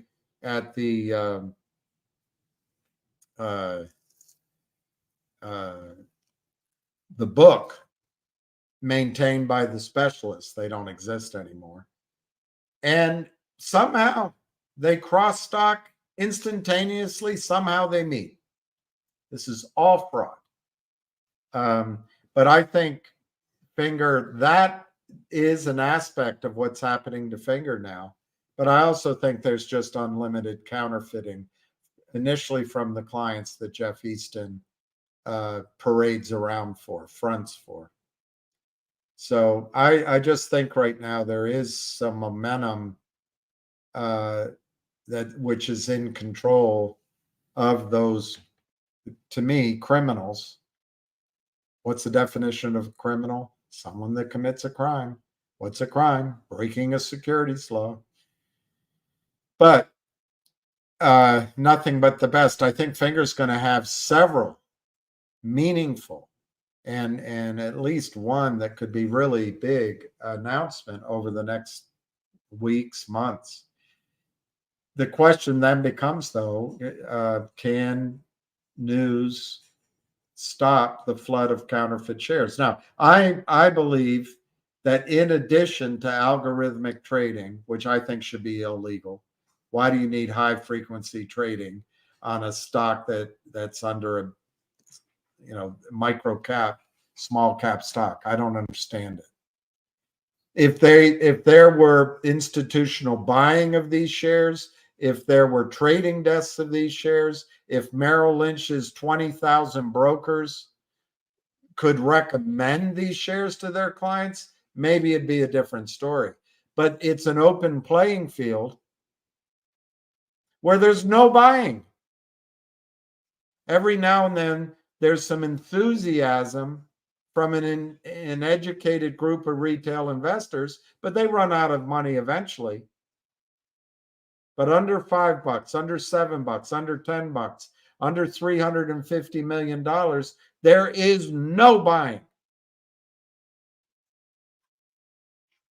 From the thundering herd at Merrill Lynch, from the wealth advisors at Morgan Stanley, from the poor souls at Wells Fargo or at UBS or any brokerage firm around the country.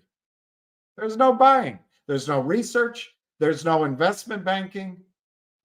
There's no sources of capital other than criminals, in my judgment, like Jeff Easton. And that's the shadow over Finger. But at some point, nothing but the best. Finger will turn around quickly. Will it go to squeeze price levels? Nobody knows. That'll be the surprise. But I think it gets to $5 or $6 or $7 this year, based just on the fundamentals, and maybe higher. But yes, I'm highly confident that Martin will bring Finger Motion to profitability, and I would say within 6 or 7 months, maybe a lot sooner.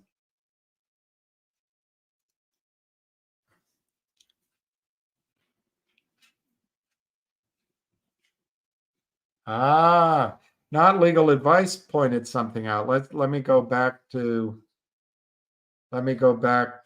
their management team. I don't know if they'll show their new lawyer. No, they don't. But Not Legal Advice figures that this letter is because they have a new legal team. Maybe it's also the influence of Johnny Tobacco as an advisor. I don't know who the new lawyer is. Is it someone we know?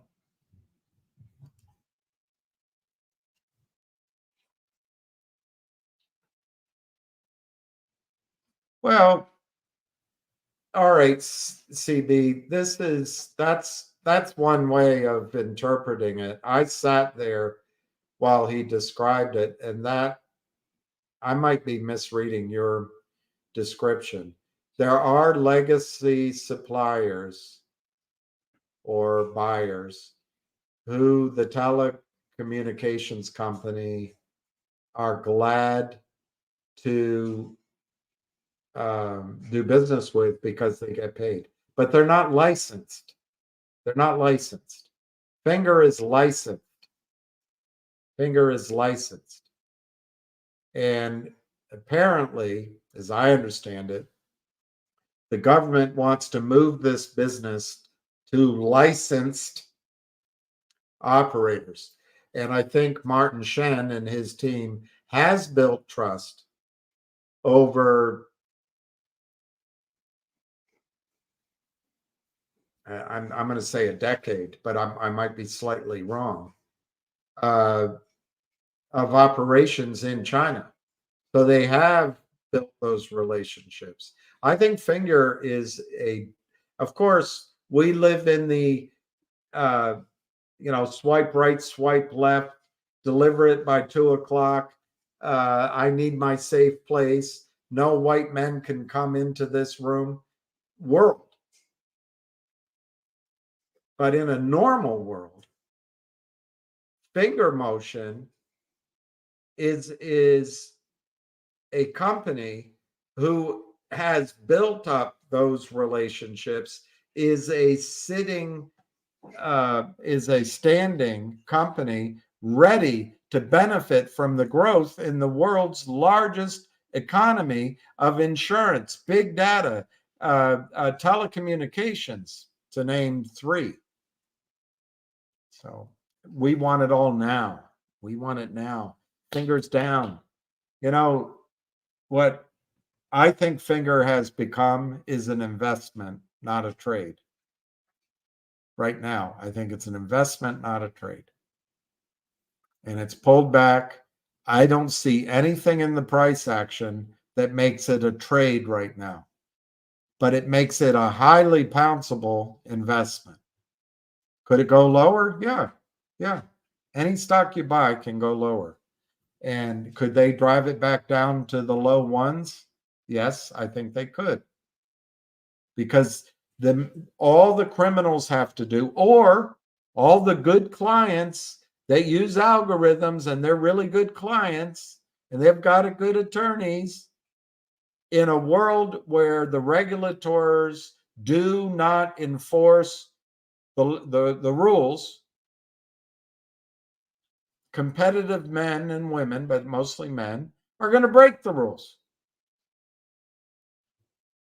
They're going to set up their algorithms to sell stock that doesn't exist. Why? We're good clients.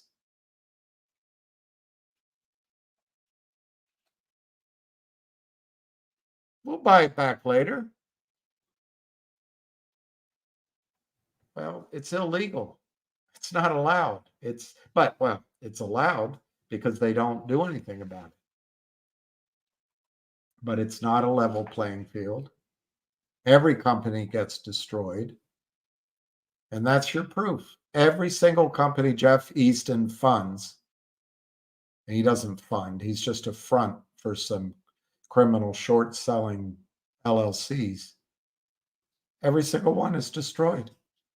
How is that possible? How is it that Adina Friedman isn't even curious?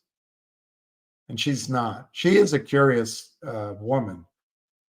She makes so much money for doing so little.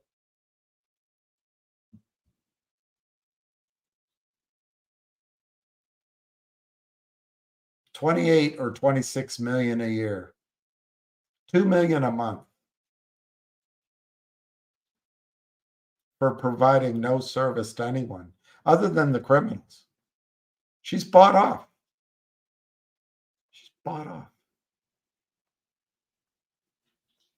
But the key is, if you're short a stock, whether it's legal or not, just keep selling and you'll make money. Just keep selling.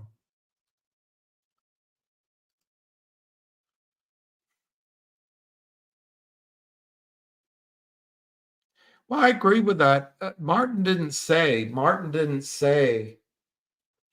that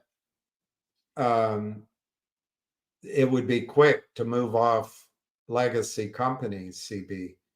In fact, Martin said that they have roughly 5% of the business, maybe not even 5% of the business in China. The rest is held by others. And I remember studying it. I think there were 3 or 4 other licensed, like Alibaba or somebody. Anyway, I can't remember. T something. But anyway, there's 2 or 3 others. You know, there's 4 major brokerage firms.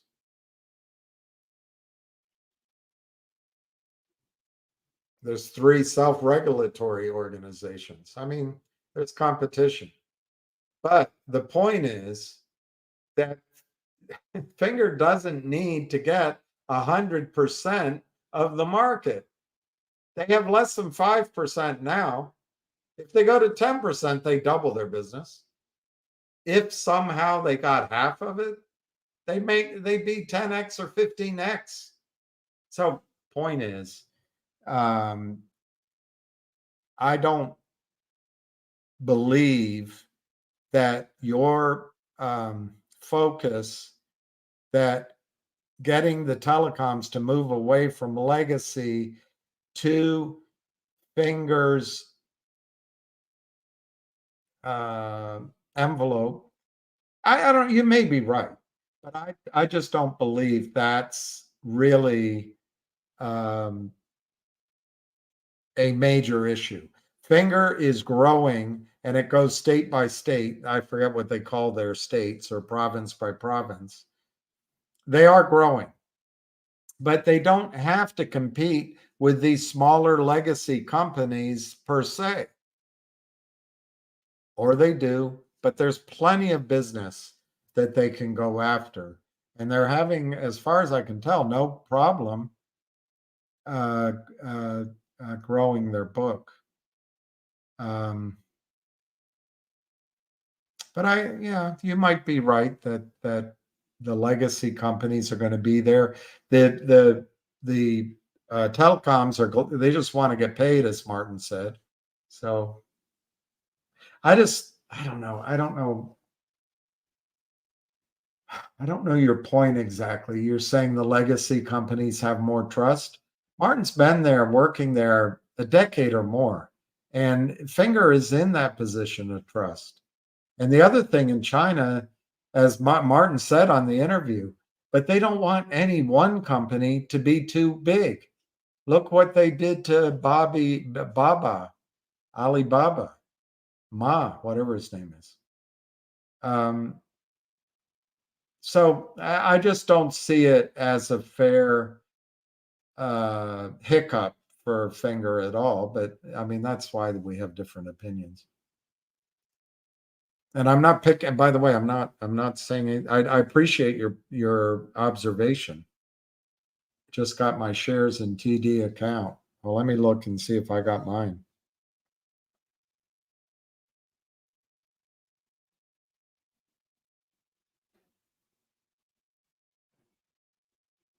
No, I didn't get mine. I didn't get mine.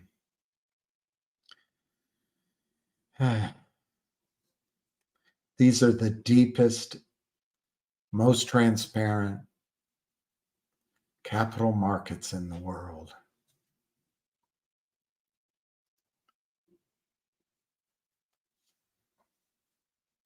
Yeah. Exactly, CB, exactly. Thank you, Mark. I got to go back assward here and try to answer some of these questions. Hey, Julian. I'm doing. How you doing? You doing? I'm doing.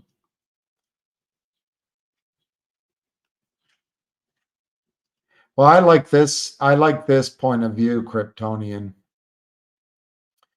Small caps will get their upswing. I think, and it's not a unique thought to any one person. It's been something that I have had in the back of my head for a long, long time, because when I first came in the business, it was the tail end of a almost manic peak in over-the-counter trading. And I still think the SEC and FINRA treat the markets as if they're dealing with that guy, Come Fly With Us at Jersey Securities. And, some of the fast scams that happened 40 years ago.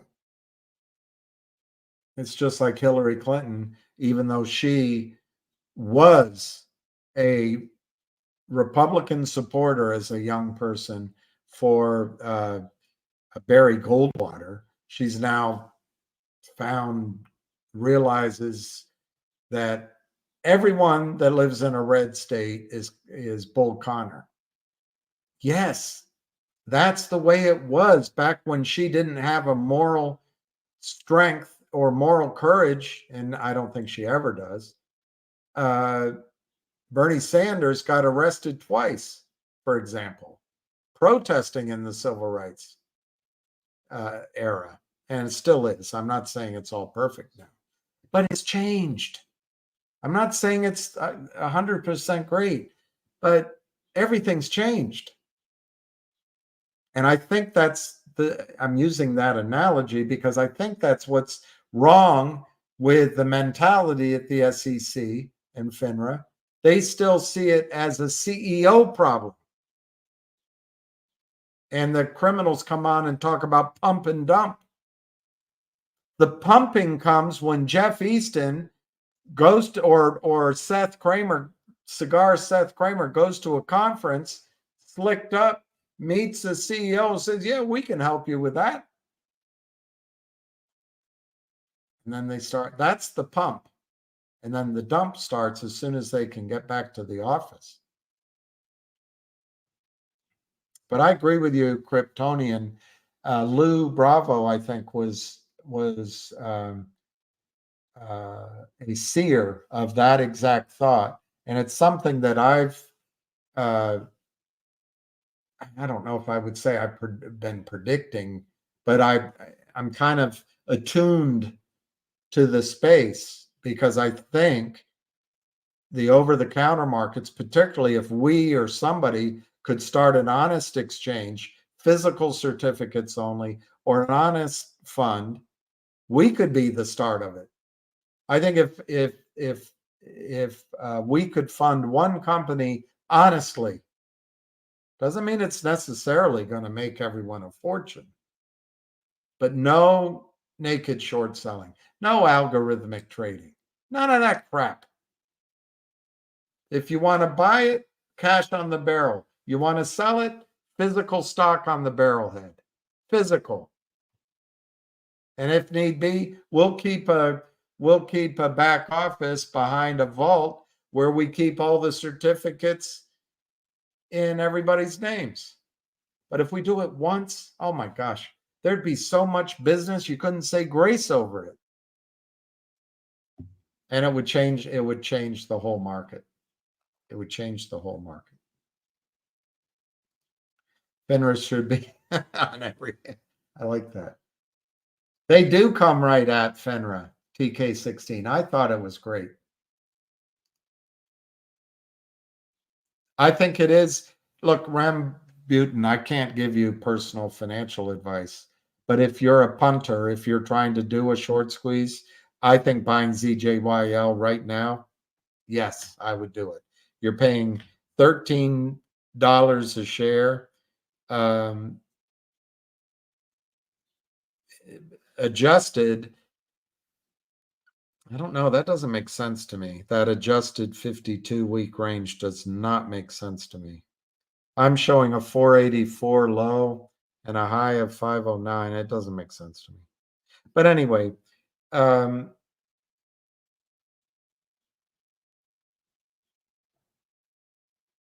trying to think. I'm trying to think through where I might put in your mind a stop order.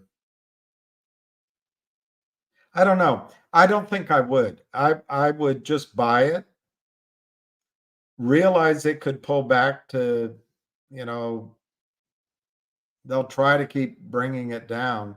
But I think so. In other words, your risk reward, I would say you could lose 40% of your money if you were shaken out of the stock. But I think your upside in this at 1250, it could go, and now I'm going to sound like I used to sound for these other stocks before time went by. Now there's time, and time does. I had a client tell me time kills all trades. But I think as a trade, this 1250 could go to 125, but it could also go to 250. So yeah, I would buy ZJYL. I haven't sold it, but then again, I can't. But I have no intention of selling it. If this were to open at 50 or 100 tomorrow or Monday, I might sell enough to get my original money out of the trade, Rambutan. But yes, I think it's a risk reward trade that's worth getting into now. I think you could see 10, 100 times your money or more in just a dramatic squeeze. You're joining in with some whales. You know that the system is choked up with fake shares, but Rambutan, there's no guarantee in any of these. The criminals just keep selling, and the regulators don't buy them in. So I'm not saying it's riskless, but buying it at $12 is like buying it at 240. And full disclosure, my average cost is around $100. I think it's slightly below $100. That's because when it fell to 70 something, I bought 4 more shares. I mean, I'm no Rockefeller, but that's kind of where I see the risk is down into the hundreds if they're successful and if you sell. But you've got 200 million shares, we believe, that they have to cover. Who knows? Who knows? But my answer is yes. I think it's worth getting into. But don't get all greedy for those high numbers either. If you buy some now and it goes to 25 or it goes to 50, try to get some of your money off the table first. Yeah, they wrote a great letter. Let me read off the team. It's Greg McCabe, Roger N. Wertel, he's the CFO, Delvina Olkers, she's the COO, Kyle Bradford,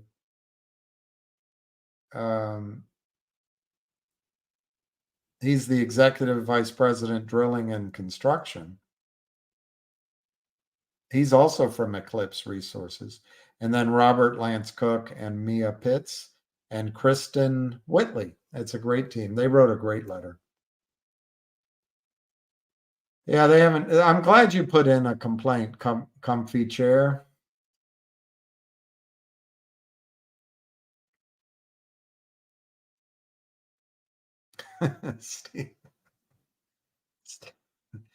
Steven Rosenberg sounds like a MAGA guy. Yeah, I saw Steven. They found that there were classified documents improperly stored at Biden's home, but they decided not to prosecute because any judge or jury would see him as a senile, forgetful old man.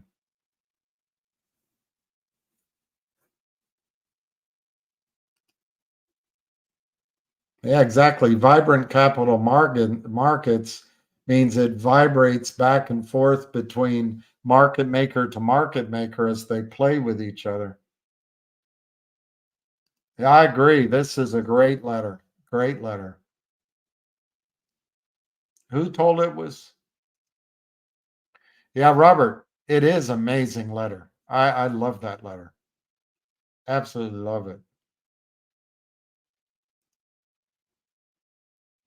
All right, let me see what this question is.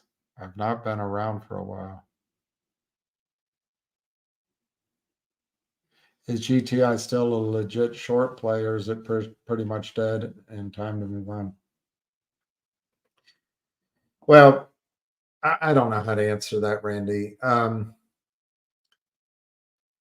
It's clear that any momentum it had, GTII had, as a short play is in abeyance, and that energy is not here right now. I don't see any catalyst to make it go up. I think it was in the middle of a squeeze a year ago. And then collectively, we all decided the best thing to do was sell it or sell some of it and go over to COSM. That gave the criminals an opportunity to unwind the pressure that they were experiencing. But life is not a laboratory. You can't go back and set everything back up. The company has tried a couple of things since then to make that kind of squeeze happen again, and it hasn't. The squeeze, I mean. You say, is it a legit short play? If you listen to him, there's 440 million shares which have been sold, which do not exist. I don't know, Randy. Do I have to go through the whole thing again? Alpine has a deficiency with the NSCC, specifically in black and white, that says their deficiency comes from a large naked short position in GTII. Does that make it a legitimate short play? I guess you'd have to determine that. Huge naked short. But it's a piece of shit company. It doesn't do anything per se. A couple of the deals it tried to do never came to fruition. And I think the CEO is trying to hang on, control. And I think that's one of the worst decisions he can possibly make for his own net worth. But he doesn't see it that way.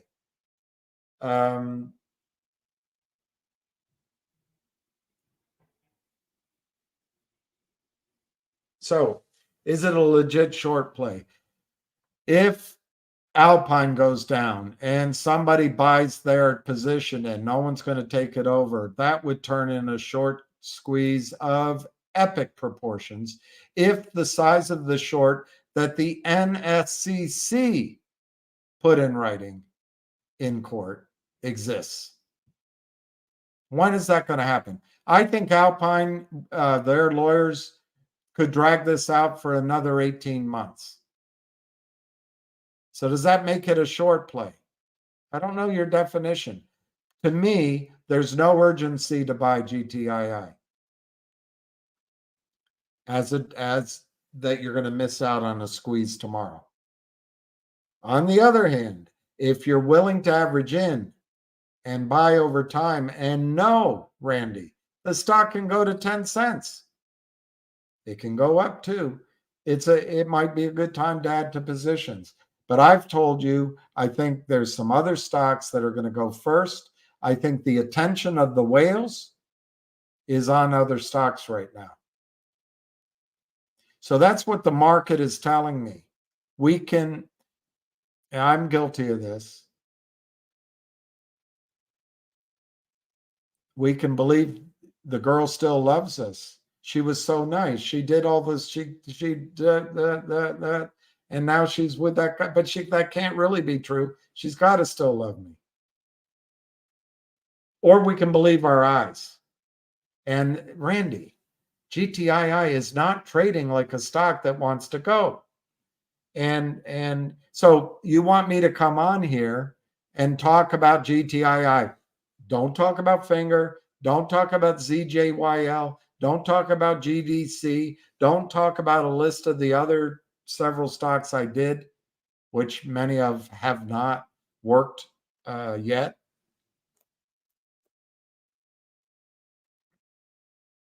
Or I'll just keep talking about GTII. We'll just she still loves me. I know she loves me. She's not returning my call. That guy's probably just a friend of hers. They're not really, Randy, the market will tell you if you're trying to trade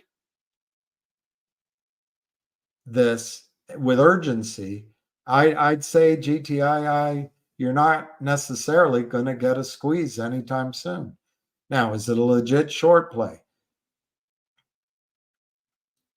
There's a guy on the retired from the Amex that tells me it's all BS. There's no way there's a short position in GTII that's the size of what Ham says. No, it's just impossible. So you got to come down on either side of that. My own opinion is there is a large short position, but I can't prove it. Can you prove that Pablo Escobar moved the cocaine that they captured off of the coast of Florida? Can't prove it, but you suspect it's Pablo Escobar.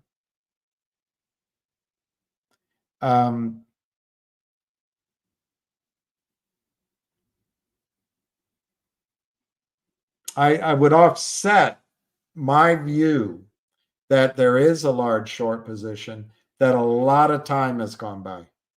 A lot of time has gone by. And they've gotten the stock back under control, the criminals. And that bothers me.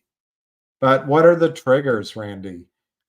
Alpine collapses and there's a buy-in. The FBI arrests Seth Kramer. A deal gets done, maybe for Trento Mine or something else. Reichman retires. And therefore a new guy could get the whales back excited again. It could be anything, Randy. I personally, with my eyes, could not see any evidence that all the stock that was sold, let's say a year ago, after those three horsemen of COSM came to get us to move away, they drove the stock from $9 down to $1. All of that volume, I haven't seen it bought back. Can I prove it? You can't prove it. Oh, you can't prove it.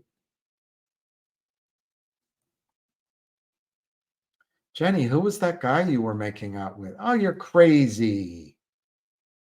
Who told you that? You're doing it too. It's called gaslighting, I was told the other day. But I forget why I went off on that, except to say that the market is not giving you the indications that the stock is the one you should be playing right now. There is an argument, I just relayed it, of a talented, honest man from the Amex who says there's nothing short in GTII. I never saw it bought back in. Am I right? Can't prove it. I think there's a large short position in GTII, but it doesn't feel like it's about to go to me. And I kind of feel that way about Finger as well. So you don't give me your time frame. I would rather be in ZJYL, GDC. I think Logic is going to have a trade, although I heard that the new company buying it somehow, I don't quite understand how, might make our shares restricted. So it might be a shorter trade than I thought. In other words, we'd have to sell before the record date. But I think there's a 2 or 3 or 4 or 5x there. It's not huge, but it's a trade. I think that could happen by the next couple of weeks. CAUD, a stock that's been crushed by Aubrey Advisors and totally destroyed by criminal short selling, in my opinion. I think they have a campaign they're going to have good news, 80 cents. I think you could see that make a run. But the odds are long when the criminals get involved. Go Logic, I think, GOLQ. Not right away, but at some point, that's going to have a snap-up bounce. I think there will be other stocks that we'll hear about out of Hong Kong in that area to play, maybe. I think, Randy, if you're a short player, keep playing. But if you're not, consider just going out, taking what you have and buying physical silver. It is also shorted. But if you can hang on in a year, in 5 years, who knows? I think silver will be $100, $200 an ounce. I think it's going to go to par with gold, in fact. And I like HNRC. Somebody asked me to talk about it.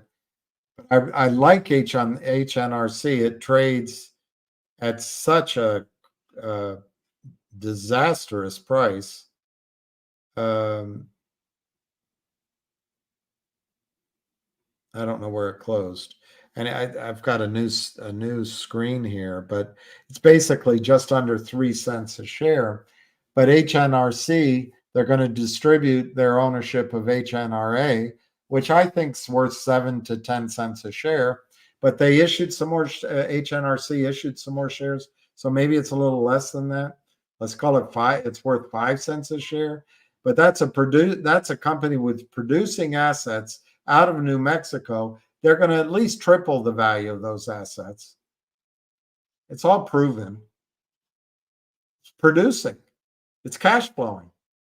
So that might be 5 to 10 cents a share just on that distribution and growing. Then they're going to have a cash distribution, which I think could be as high as 10 or 12 cents a share. Although the risk there is they might just decide to do a stock distribution. But you're going to get 2 dividends coming up. I just heard on these screens, a good guy here, Billy Ray, talked to a oil and gas CEO or an oil and gas investor who knows the CEO of HNRC. My only concern was HNRC is trading at 3 cents and their published NAV, published meaning in a press release, is $2.32. And I'm thinking, did he do a toxic deal? But anyway, Randy, I think there's other plays that could have a bump up, and then you say, or is it pretty much dead? You don't give a time frame. I think it's clear by my disquisition here that I think it's pretty much dead in the short run. But longer, if Reichman were to retire, if they were able to bring in 1 or 2 deals, if they stay away from the criminals, if they brought on somebody who could bring in the whales, which I think is possible, there is the fuel for a short squeeze. So short squeezes come out of the blue. They catch people unaware.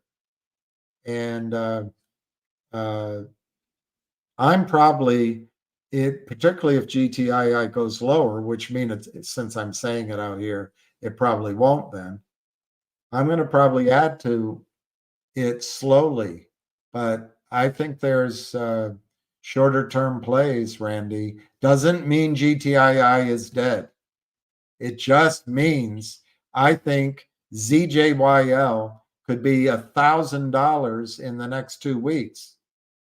And I think GTII could be 24 cents in the next 2 weeks, or 18 cents in the next 2 weeks. So anyway, it's a long answer. I gave it to you.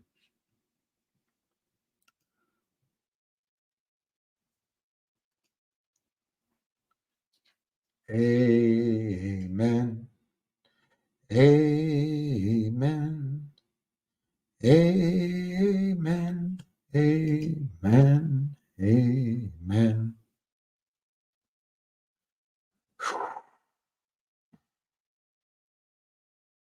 I know, Keith. Well, they have known that, Stephen. I don't agree with you, but not recently. When they got rid of your automatic right to move your shares from type 2 to type 1, and that involves safekeeping, which is what they needed 5-day settlement for. I believe most of the trades, 98%, 99% of the trades were real. But as these geniuses apply the fractional reserve banking system concepts to securities, expanding their assets, expanding their commissions, expanding their fees, they're finding out that stock certificates are not fungible.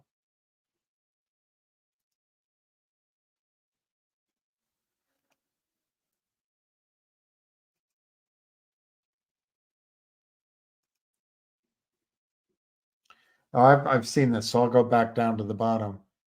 Which stock will run? Ham's not here. If I had to make a bet, I would say ZJYL. But what's interesting, because we're not talking about it, and I don't know what you mean run. I think Finger can go back to $3, $4, $5, and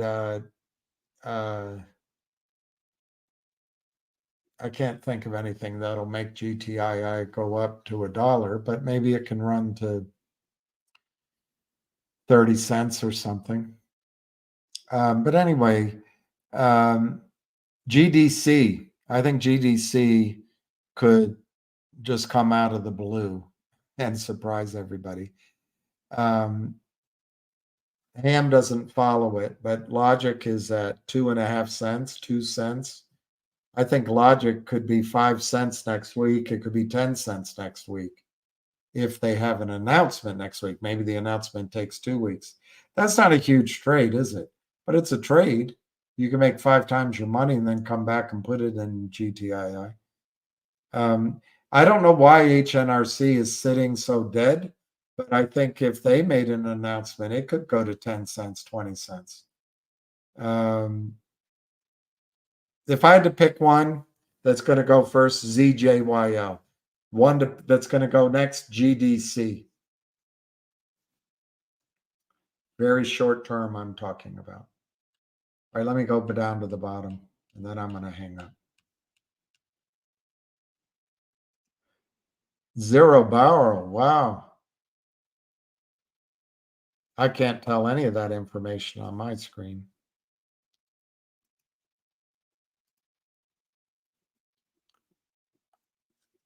Thank you for listening. I think the world of Martin, and if you met him, you'd like him too. He does not have, I mean, we all have ego, but he doesn't have any kind of better than thou. He is considerate, kind, smart. He spends the time with each investor. He works hard. And to me, he gave off such confidence about what he's got going that I think Finger has long-term value, but that's the perfect situation, Bill. I think Finger, it's a weird way to put it, but I think buying Finger at $2 roughly, your downside is upside if you wait. I think Finger's $5 all day long. There's a research report here somewhere from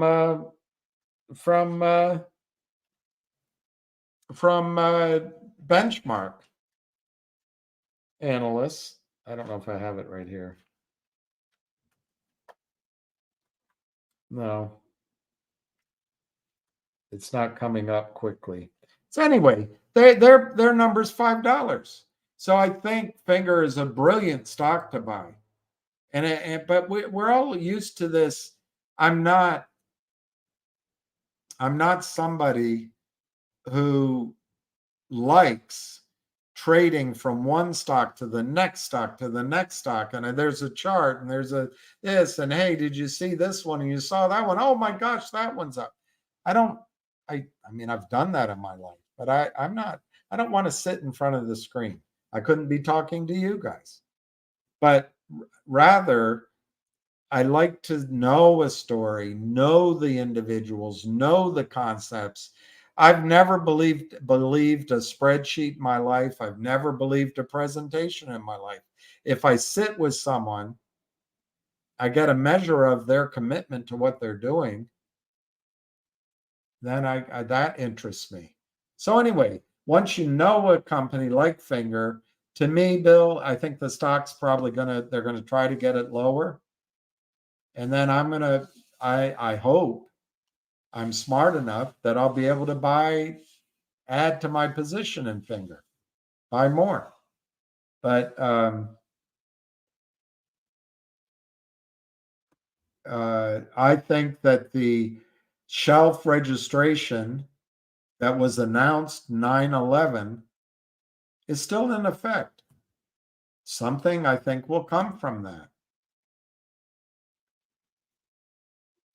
They probably are going to raise money because of that. Is it to acquire somebody? Is it to merge with somebody? Is it to just take money in to acquire new businesses? Not companies, but like buy more minutes or buy another, I don't know, and set up another laboratory for data. I don't know, but I think something will be coming along those lines. And it's the same debate. The gentleman who I trust very much doesn't believe there's a large short position in Finger. Ham thinks there's over 200 million. You know where I come down? I don't think we should have to debate it. I think FINRA and the SEC should publish the numbers. Then we all know every morning, every night, publish the numbers, unsettled trades. I don't think they should allow unsettled trades during the day either. Non-located shares, certainly in stocks that can't defend themselves. When you're Tesla, you've got every institution in the world owning your stock. They have research, they have buying power. But why? Yeah. Do we need high frequency trading and collusion and shorting?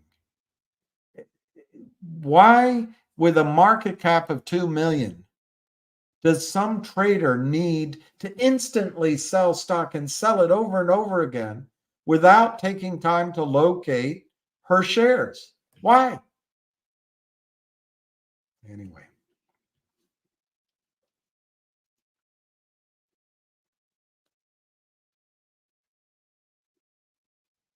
Wow, the compliance notice of enough holders should be PR'd next week. I assume you're talking about MMTLP.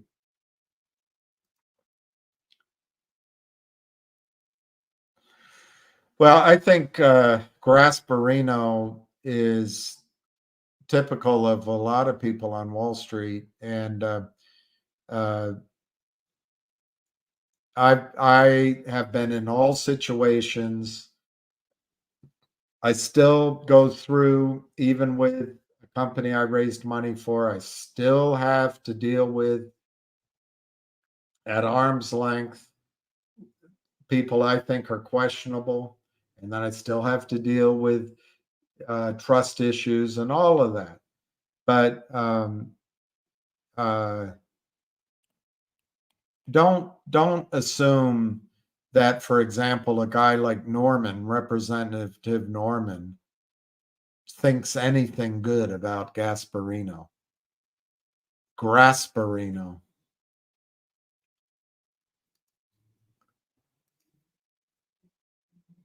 Papa.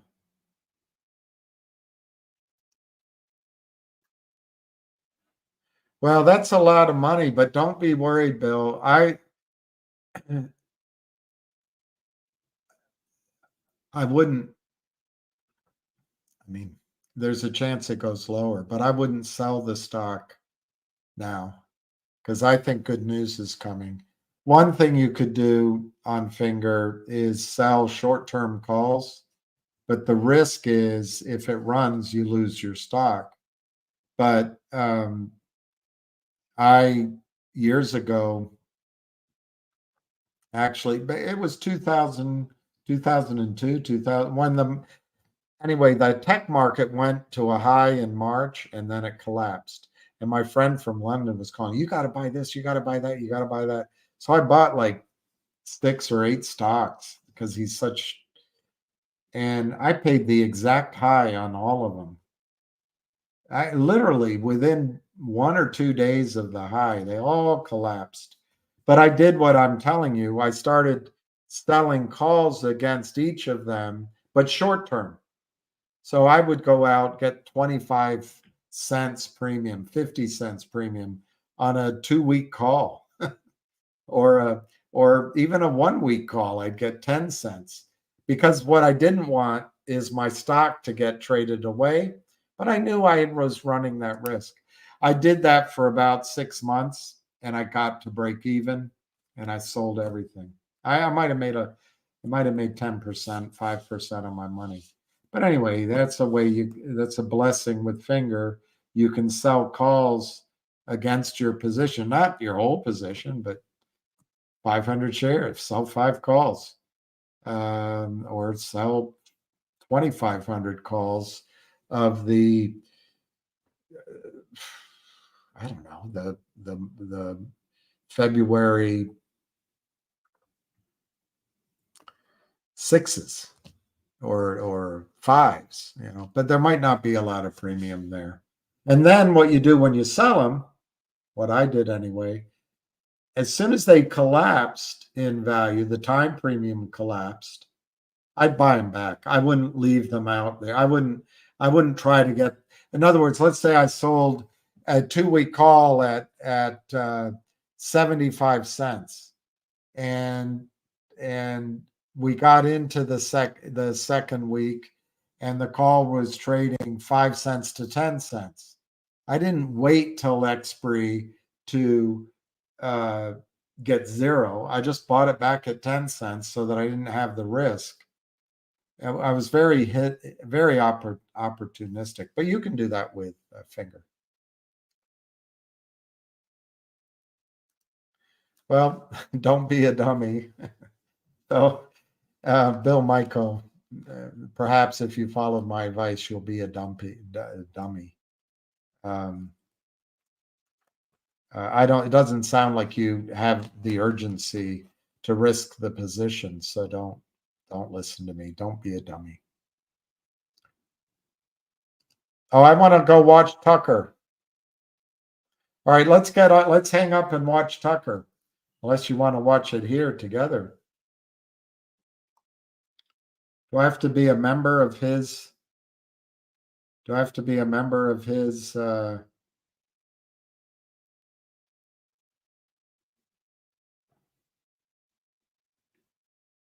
I have to be a subscriber? Tucker Carlson.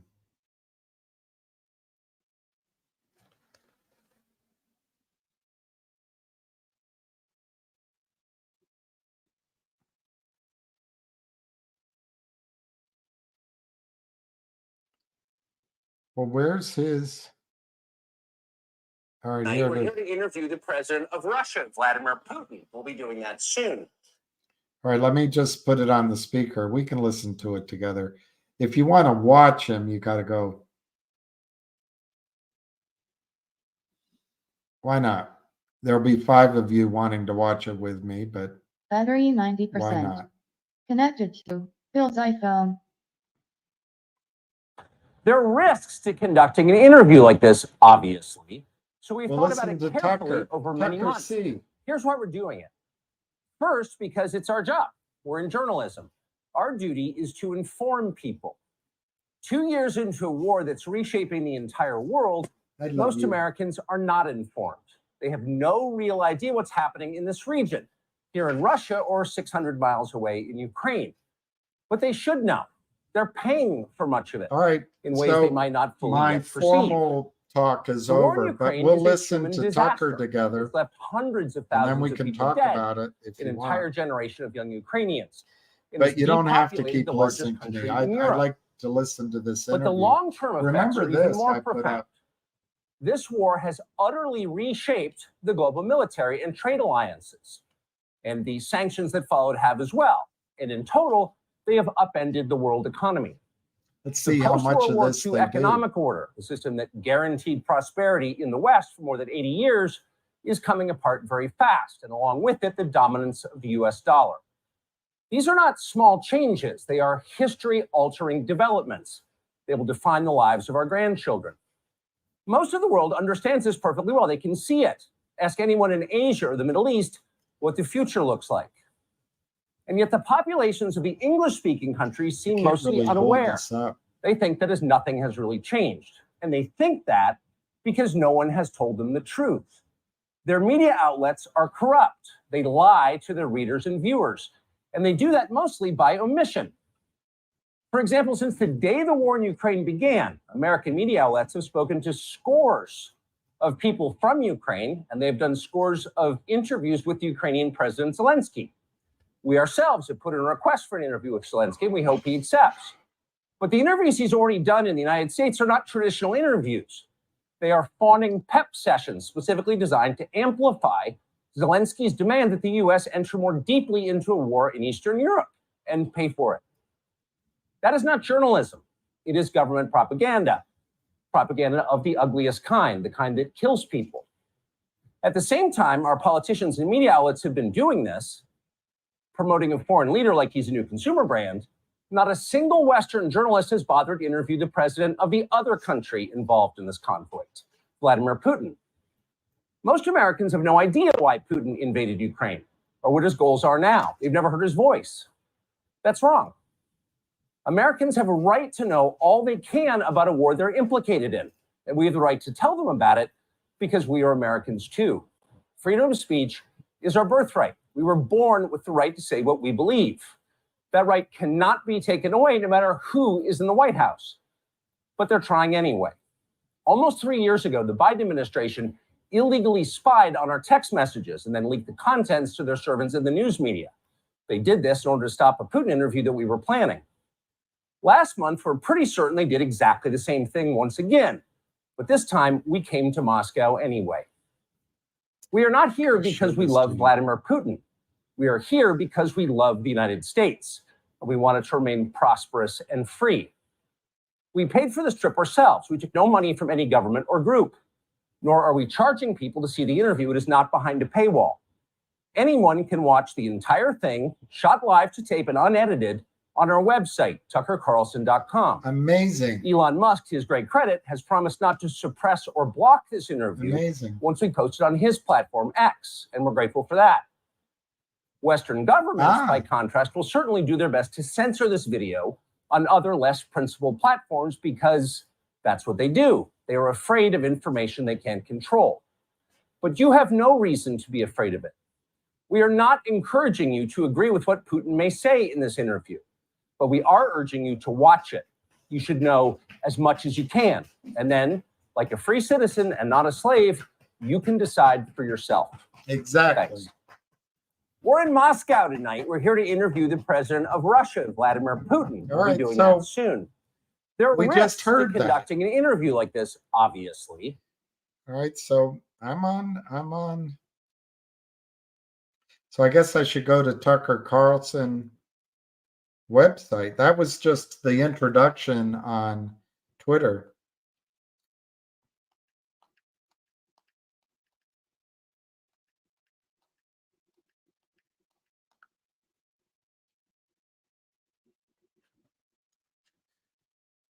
The interview.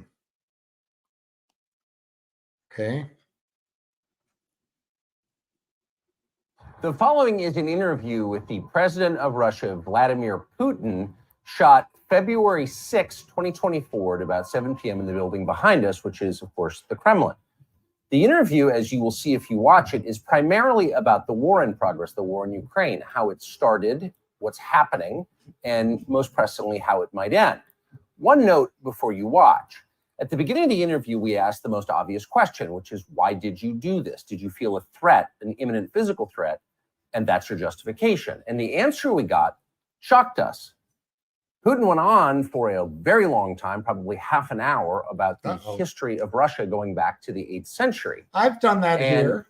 honestly, we thought this was Not a in a lot filibustering of technique. He detail. found it annoying and interrupted him several times. I've tried When to he show that responded, he was annoyed by the interruption. they But we feel concluded in the threatened. end, for what it's worth, that it was not a filibustering technique. There was no time They're limit on the threatened interview. by We ended it after more invasion. than 2 hours. Instead, what you're about to see seemed to us sincere, whether you agree with it or not.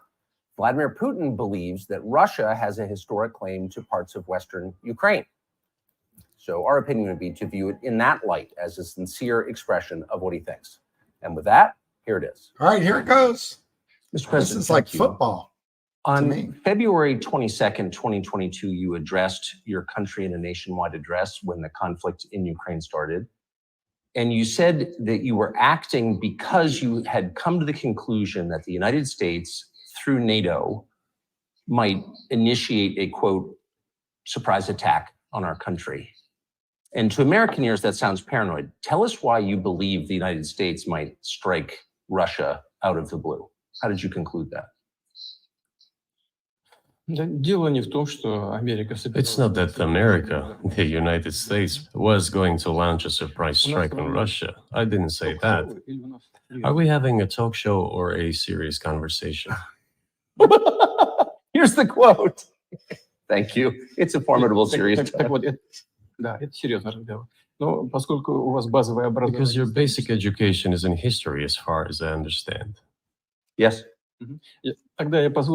So if you don't mind, I will take only 30 seconds or 1 minute to give you a short reference to history for giving you a little historical background. Please. Let's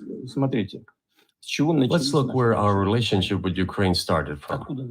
Where did Ukraine come from? The Russian state started gathering itself as a centralized statehood, and it is considered to be the year of the establishment of the Russian state in 862, when the townspeople of Novgorod invited a Varangian prince, Rurik, from Scandinavia to reign. In 1862, Russia celebrated the 1000th anniversary of its statehood. And in Novgorod, there is a memorial dedicated to the 1000th anniversary of the country. In 882, Rurik's successor, Prince Oleg, who was actually playing the role of regent at Rurik's young son, because Rurik had died by that time, came to Kiev.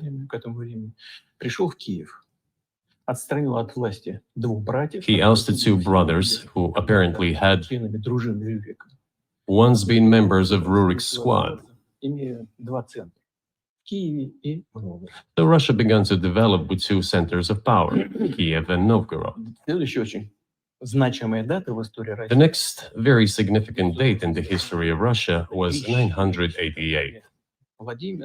This was the baptism of Russia, when Prince Vladimir, the great-grandson of Rurik, baptized Russia and adopted Orthodoxy, or Eastern Christianity. From this time, the centralized Russian state began to strengthen. Why? Because of the single territory, integrated economic ties, one and the same language, and, after the baptism of Russia, the same faith and rule of the prince. The centralized Russian state began to take shape. Back in the Middle Ages, Prince Yaroslav the Wise introduced the order of succession to a throne. But after he passed away, it became complicated for various reasons. The throne was passed not directly from father to eldest son, but from the prince who had passed away to his brother, then to his sons in different lines. All this led to the fragmentation and the end of Rus as a single state. There was nothing special about it. The same was happening then in Europe. Но раздробленное русское государство стало легкой добычей. But the fragmented Russian state became an easy prey to the empire created earlier by Genghis Khan. His successors, namely Batu Khan, came to Rus, plundered and ruined nearly all the cities. The southern part, including Kiev, by the way, and some other cities, simply lost independence, while northern cities preserved some of their sovereignty. They had to pay tribute to the horde, but they managed to preserve some part of their sovereignty. And then a unified Russian state began to take shape with its center in Moscow. The southern part of Russian lands, including Kiev, began to gradually gravitate towards another magnet, the center that was emerging in Europe. This was the Grand Duchy of Lithuania. It was even called the Lithuanian Russian Duchy, because Russians were a significant part of this population. They spoke the old Russian language and were Orthodox. But then there was a unification, the union of the Grand Duchy of Lithuania and the Kingdom of Poland. A few years later, another union was signed, but this time already in the religious sphere. Some of the Orthodox priests became subordinate to the Pope. Thus, these lands became part of the Polish-Lithuanian state.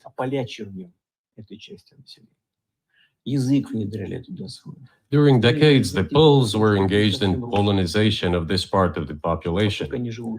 They introduced their language there, tried to entrench the idea that this population was not exactly Russians, that because they lived on the fringe, they were Ukrainians. Originally, the word Ukrainian meant that a person was living on the outskirts of the state, along the fringes, or was engaged in a border patrol service. It didn't mean any particular ethnic group. So the Poles were trying to, in every possible way, to colonize this part of the Russian lands and actually treated it rather harshly, not to say cruelly. All that led to the fact that this part of the Russian lands began to struggle for their rights. They wrote letters to Warsaw demanding that their rights be observed and people be commissioned here, including to Kiev.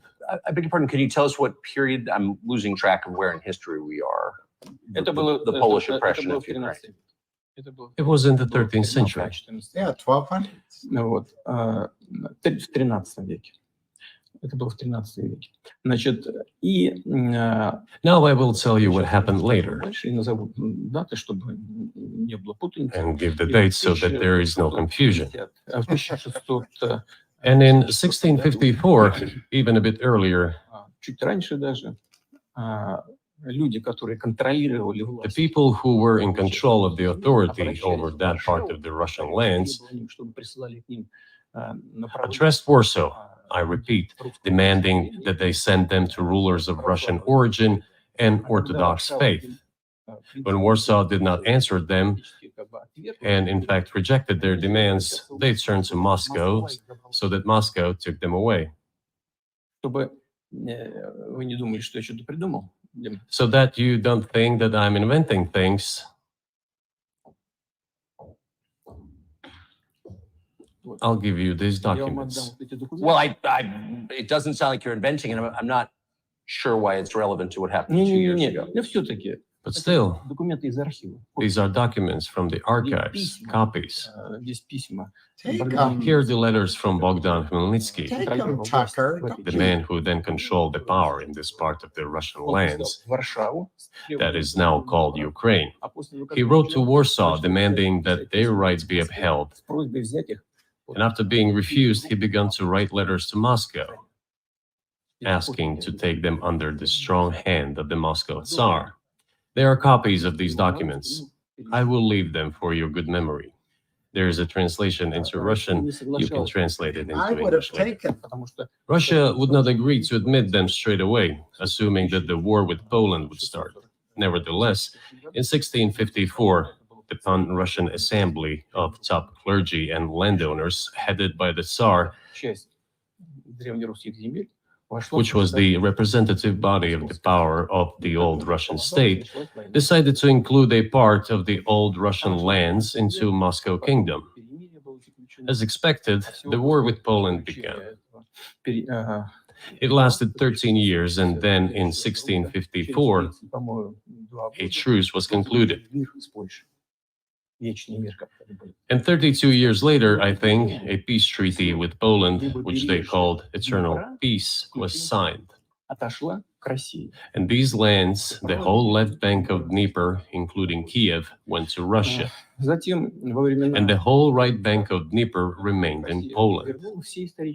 Under the rule of Catherine the Great, Russia reclaimed all of its historical lands, including in the south and west. This all lasted until the revolution. Before World War I, Austrian General Staff relied on the ideas of Ukrainianization and started actively promoting the ideas of Ukraine and the Ukrainianization.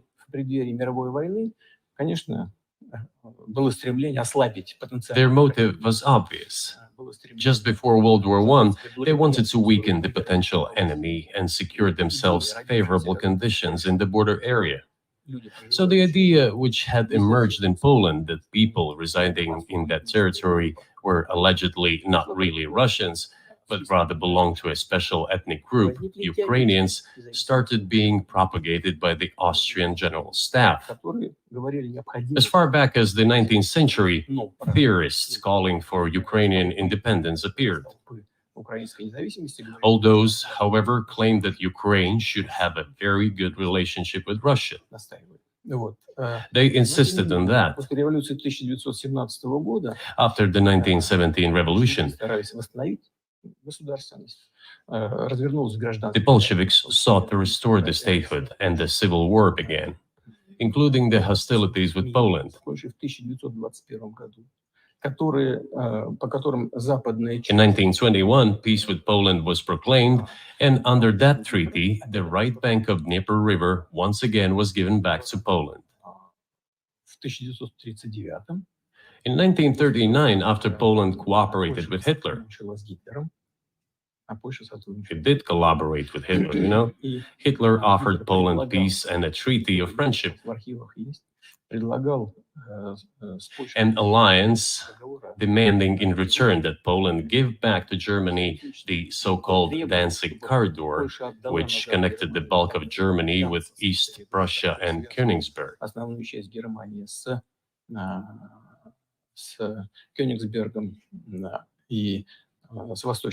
After World War I, this territory was transferred to Poland, and instead of Danzig, a city of Gdansk emerged.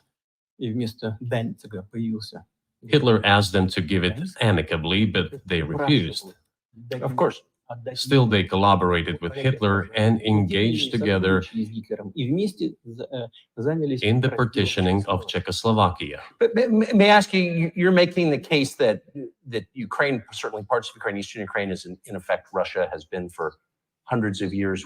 Why wouldn't you just take it when you became president 24 years ago? You have nuclear weapons, they don't. If it's actually your land, why did you wait He's so so long? American. I'll tell you. Yes, I am. I'm coming to that. This briefing is coming to an end. It might be boring, but it It's not explains boring. many I things. just don't know how it's relevant. It's great. Good. Good. I'm so gratified that you appreciate that. Thank you. So, before World War II, Poland collaborated with Hitler, and although it did not yield to Hitler's demands, it still participated in the partitioning of Czechoslovakia together with Hitler, as the Poles had not given the Danzig corridor to Germany and went too far, pushing Hitler to start World War II by attacking them. Why was it Poland against whom the war started on 1st September 1939? Poland turned out to be uncompromising, and Hitler had nothing to do but start implementing his plans with Poland. By the way, the USSR, I have read some archived documents, behaved very honestly. It asked Poland's permission to transit its troops through the Polish territory to help Czechoslovakia. But the then Polish foreign minister said that if the Soviet planes flew over Poland, they would be downed over the territory of Poland. But that doesn't matter. What matters is that the war began, and Poland fell prey to the policies it had pursued against Czechoslovakia, as under the well-known Molotov-Ribbentrop Pact. Part of the territory, including Western Ukraine, was to be given to Russia. Thus, Russia, which was then named the USSR, regained its historical lands. After the victory in the Great Patriotic War, as we call World War II, all those territories were ultimately enshrined as belonging to Russia, to the USSR. As for Poland, it received, apparently in compensation, the lands which had originally been German. The eastern parts of Germany, these are now western lands of Poland. Of course, Poland regained access to the Baltic Sea and Danzig, which was once again given its Polish name. So this was how this situation developed. In 1922, when the USSR was being established, the Bolsheviks started building the USSR and established the Soviet Ukraine, which had never existed before. Right.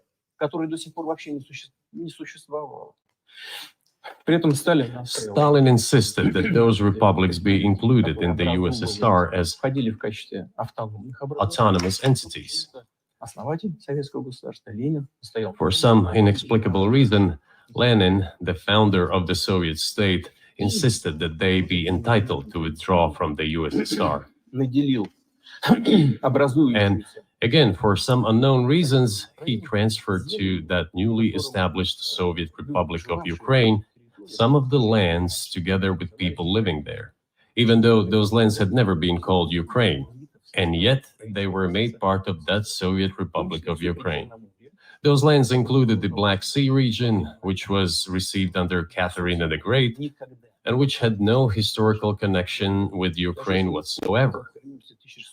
Even if we go as far back as 1654, when these lands returned to Russian Empire, that territory was the size of 3 to 4 regions of modern Ukraine, with no Black Sea region.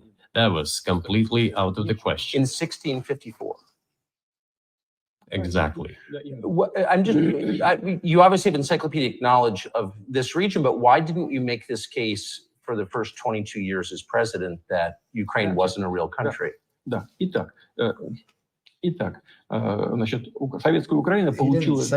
Soviet Union was given a great deal of territory that had never belonged to it, including the Black Sea region.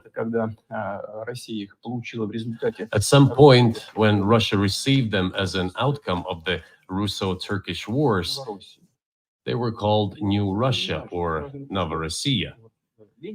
But that does not matter. There it is. What matters is that Lenin, the founder of the Soviet state, established Ukraine that way. For decades, the Ukrainian Soviet Republic developed as part of the USSR. And for unknown reasons, again, the Bolsheviks were engaged in Ukrainianization. It was not merely because the Soviet leadership was composed to a great extent of those originating from Ukraine. Rather, it was explained by the general policy of indigenization pursued by the Soviet Union.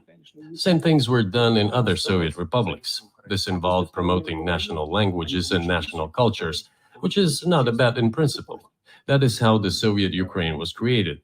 After the World War II, Ukraine received, in addition to the lands that had belonged to Poland before the war, part of the lands that had previously belonged to Hungary and Romania. So Romania and Hungary had some of their lands taken away and given to the Soviet Ukraine, and they still remain part of Ukraine. So in this sense, we have every reason to affirm that Ukraine is an artificial state that was shaped at Stalin's will. Do you believe Hungary has a right to take its land back from Ukraine and that other nations have a right to go back to their 1654 borders? Ну, я не знаю, как границы. I'm not sure whether they should go back to the 1654 borders. Все считают, что But given Stalin's time, so-called Stalin's regime, which, as many claim, saw numerous violations of human rights and violations of the rights of other states, то в этом смысле, конечно, вполне можно, ну, если не говорить о том, что они имеют на это право. one may say that they could claim back those lands of theirs while having no right to do that. It is at least understandable. Have you told Viktor Orban that he can have part of Ukraine? Никогда не говорил. Never. I have never told him, not a single time. У нас с ним даже на этот счет не было никаких разговоров. Но мне достоверно... We have not even had any conversation on that, but I actually know for sure that Hungarians who live there Они, конечно, хотят вернуться на свою историю. wanted to get Больше того, back to their historical land. интересную историю, отвлекусь. Moreover, I would like to share a very interesting story with you. Значит, где-то I digress, it's a personal one. Somewhere in the early 80s, I went on a road trip in a car from then Leningrad across the Soviet Union through Kiev, made a stop in Kiev, and then went to Western Ukraine.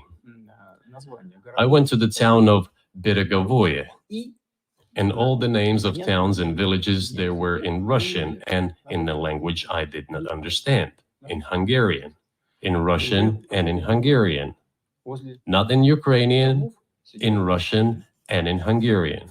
I was driving through some kind of village, and there were men sitting next to the houses, and they were wearing black three-piece suits and black cylinder hats. I asked, are they some kind of entertainers? I was told, no, they were not entertainers, they're Hungarians. I said, what are they doing here? What do you mean? This is their land, they live here. This was during the Soviet time in the 1980s. They preserved the Hungarian language, Hungarian names, and all their national costumes. They are Hungarians and they feel themselves to be Hungarians. And of course, when now there is an infringement. Well, that is, and there's a lot of it, though. I think many nations are upset about Transylvania. as well, as you American, obviously know. which But many I am nations too. feel frustrated by the redrawn borders of the wars of the 20th century and wars going back 1,000 years, the ones that you mentioned. But the fact is that you didn't make this case in public until 2 years ago, February. And in the case that That's you not made, which true, I by read the today, way. Сейчас скажу. you explain at great length that you felt a physical threat from the West in NATO, including potentially a nuclear threat, and that's what got you to move. Is that a fair characterization of what you said? Я понимаю, что мои длинные диалоги, они... I understand that my long speeches probably fall outside of the genre of the interview. That is why I asked you at the beginning. Amazing answer. Are we going to have a serious talk or a show? Так что не Are we обижаюсь. gonna have a talk or a serious show? talk. Ну, так вот. So bear with me, please. He's great. We're coming to the point where the Soviet Ukraine was established.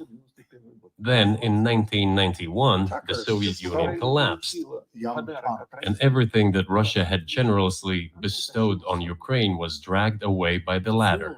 Я подскажу сейчас очень важный момент. I'm coming to a very important point of today's agenda. Этот развал Советского Союза. Thank you. After all, the collapse of the Soviet Union was effectively initiated by the Russian Я не leadership. знаю, чем тогда руководствовалось руководство России.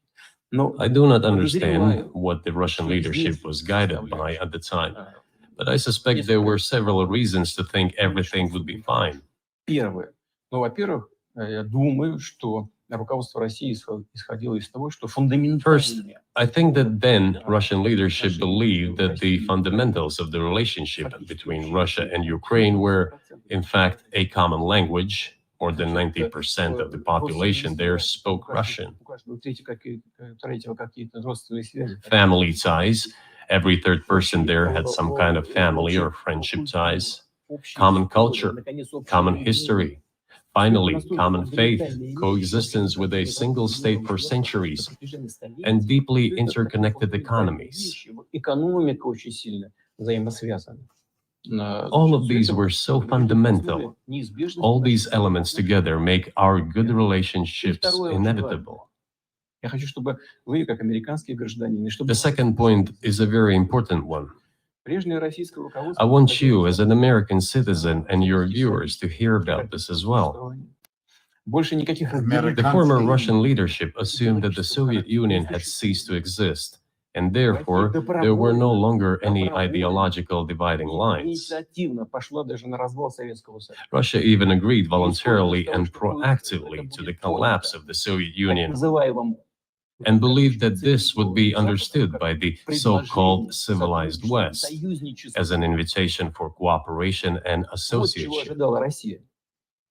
That is what Russia was expecting, both from the United States and the so-called collective West as a whole.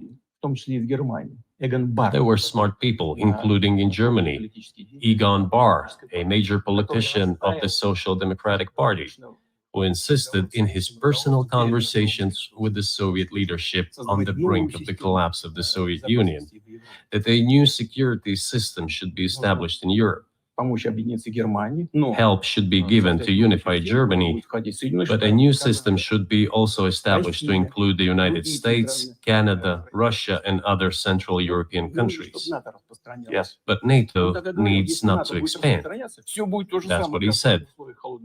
If NATO expands, everything would be just the same as during the Cold War, only closer to Russia's borders. That's all. Больше того, он рассердился как-то. He was a wise old man, but no one listened to him. In fact, he got angry once. Рассердился на советское руководство. If, he said, you don't listen to me, I'm never setting my foot in Moscow once again. Но, tем не менее, Everything happened just as he had said. Well, of course, it did come true, and you've mentioned this many times. I think it's a fair point, and many in America thought that relations between Russia and the United States would be fine with the collapse of the Soviet Union and the end of the Cold War, that the opposite happened.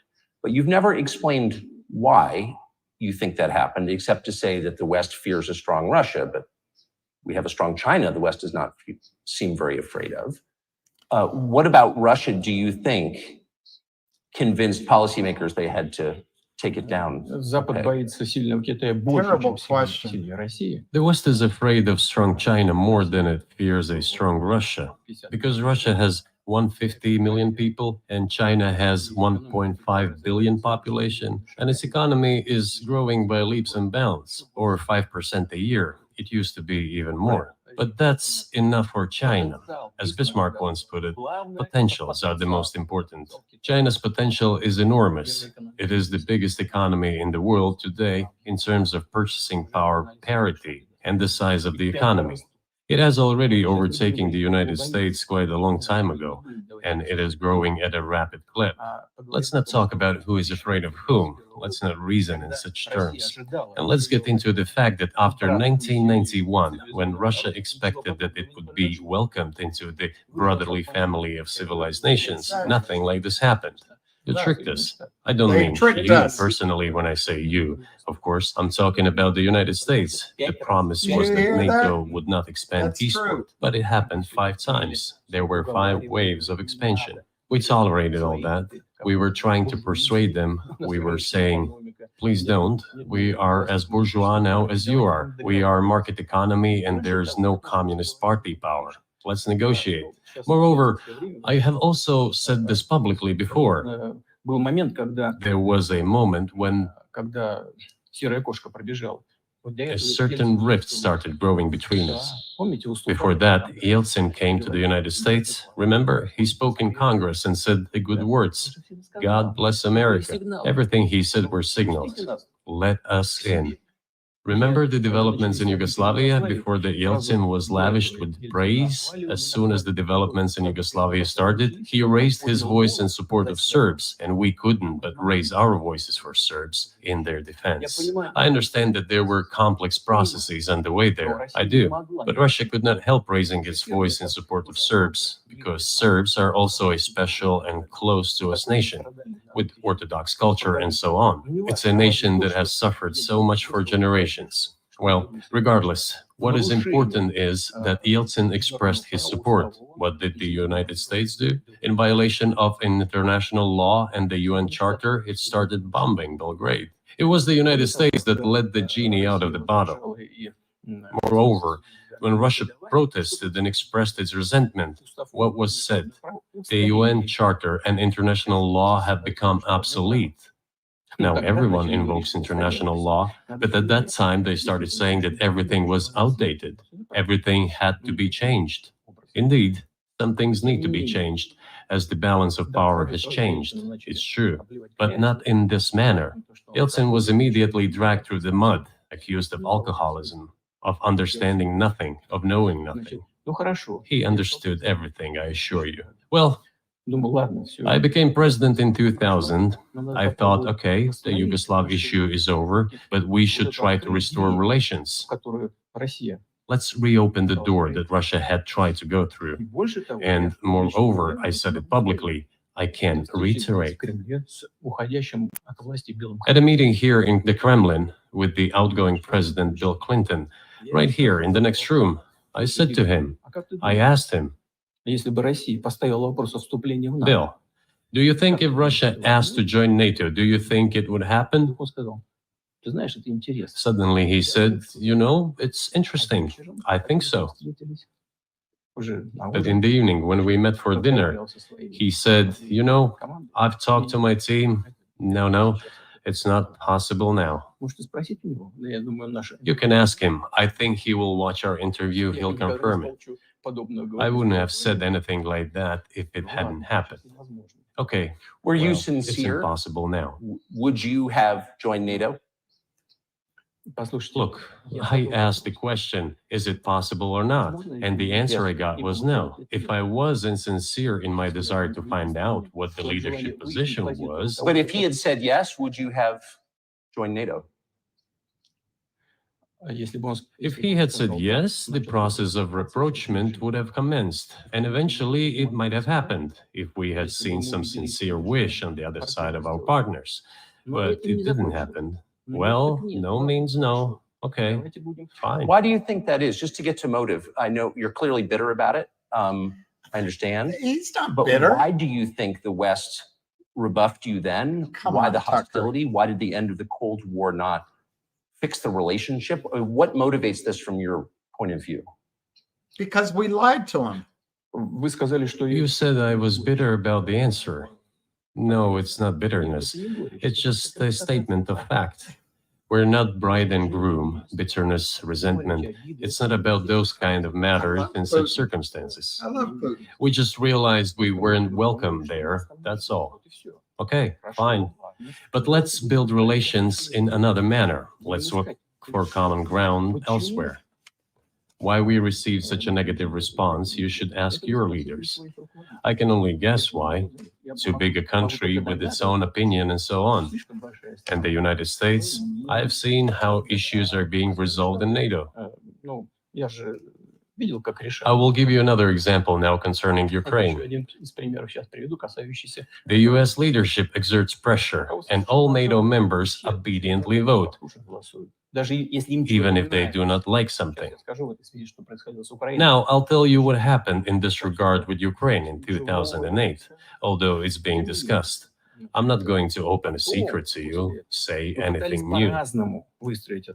Nevertheless, after that, we tried to build relations in different ways. For example, the events in the Middle East, in Iraq. We were building relations with the United States in a very soft, prudent, cautious manner. I repeatedly raised the issue that the United States should not support separatism or terrorism in the North Caucasus. But they continue to do it anyway. And political support, information support, financial support, even military support came from the United States and its satellites for terrorist groups in the Caucasus. I once raised this issue with my colleague, also the President of the United States.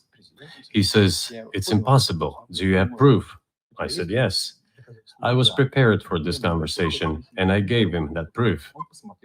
He looked at it, and you know what he said? I apologize, but that's what happened. I'll quote. He says, well, I'm gonna kick their ass. We waited and waited for some response. There was no reply. I said to the FSB director, write to the CIA, what is the result of the conversation with President? He wrote once, twice, and then we got a reply. We have the answer in the archive. The CIA replied, we have been working with the opposition in Russia. We believe that this is the right thing to do, and we will keep on doing it. Just ridiculous. Well, okay. We realized that it was out of the question. Forces in opposition to you. So you're saying the CIA is trying to overthrow your government. Ну, конечно, имелось в виду в данном Of случае. course, they meant in that particular case the separatists, the terrorists who fought with us in the Caucasus. Они называли. That's who they called the opposition. Это вот второй момент. This is the Третий second момент очень point. важный. The third moment is a very important one, is the moment when the US missile defense system was created, Начало. the beginning. И мы долго уговаривали. We persuaded for a long time not to do it in the United States. Меня пригласили в Moreover, отец Буша afterwards invited by Bush Jr.'s father, Bush Sr., to visit his place on the ocean, Там состоялась очень серьезная беседа, I had a very serious conversation with President Bush and his team. чтобы I proposed that the United States, Russia, and Europe jointly create a missile defense system that we believe, которая, как мы считаем, if created unilaterally, threatens our security, despite the fact that the United States officially said that it was being created against missile threats from Iran. That was the justification for the deployment of the missile defense system. I suggested working together, Russia, the United States, and Europe. They said it was very interesting. They asked me, are you serious? I said, absolutely. Let me ask, what year was this? Ну, я не помню. Вот, I don't remember. в интернете, когда я был. It is easy to find out on the internet when I was in the USA at the invitation of Bush Sr. It is even easier to learn from someone I'm going to tell you about. Мне сказали, это очень интересно. I was told it was very interesting. I said, just imagine if we could tackle such a global strategic security challenge together. The world will change. We'll probably have disputes, probably economic and even political ones, but we could drastically change the situation in the world. He says yes, and asks, are you serious? I said, of course. We need to think about it, I'm told. Вот в этот кабинет. I said, go ahead, please. Then Secretary of Defense Gates, former director of CIA, and Secretary of State Rice came in here in this cabinet, right here at this table. They sat on this table. Me, the foreign minister, the Russian defense minister on that side. Министр обороны. They said to me, Они мне- yes, we have thought about it. We agree. I said, thank God, great, Но but with some exceptions. So twice you've described US presidents making decisions and then being undercut by their agency heads. So it sounds like you're I'm describing a not system sure that's that's not what he run said either. by the people who were elected in your telling. именно так. Именно That's так. right. Конечно, That's не right. буду. How it is. Я не буду. In the end, they just told us to get lost.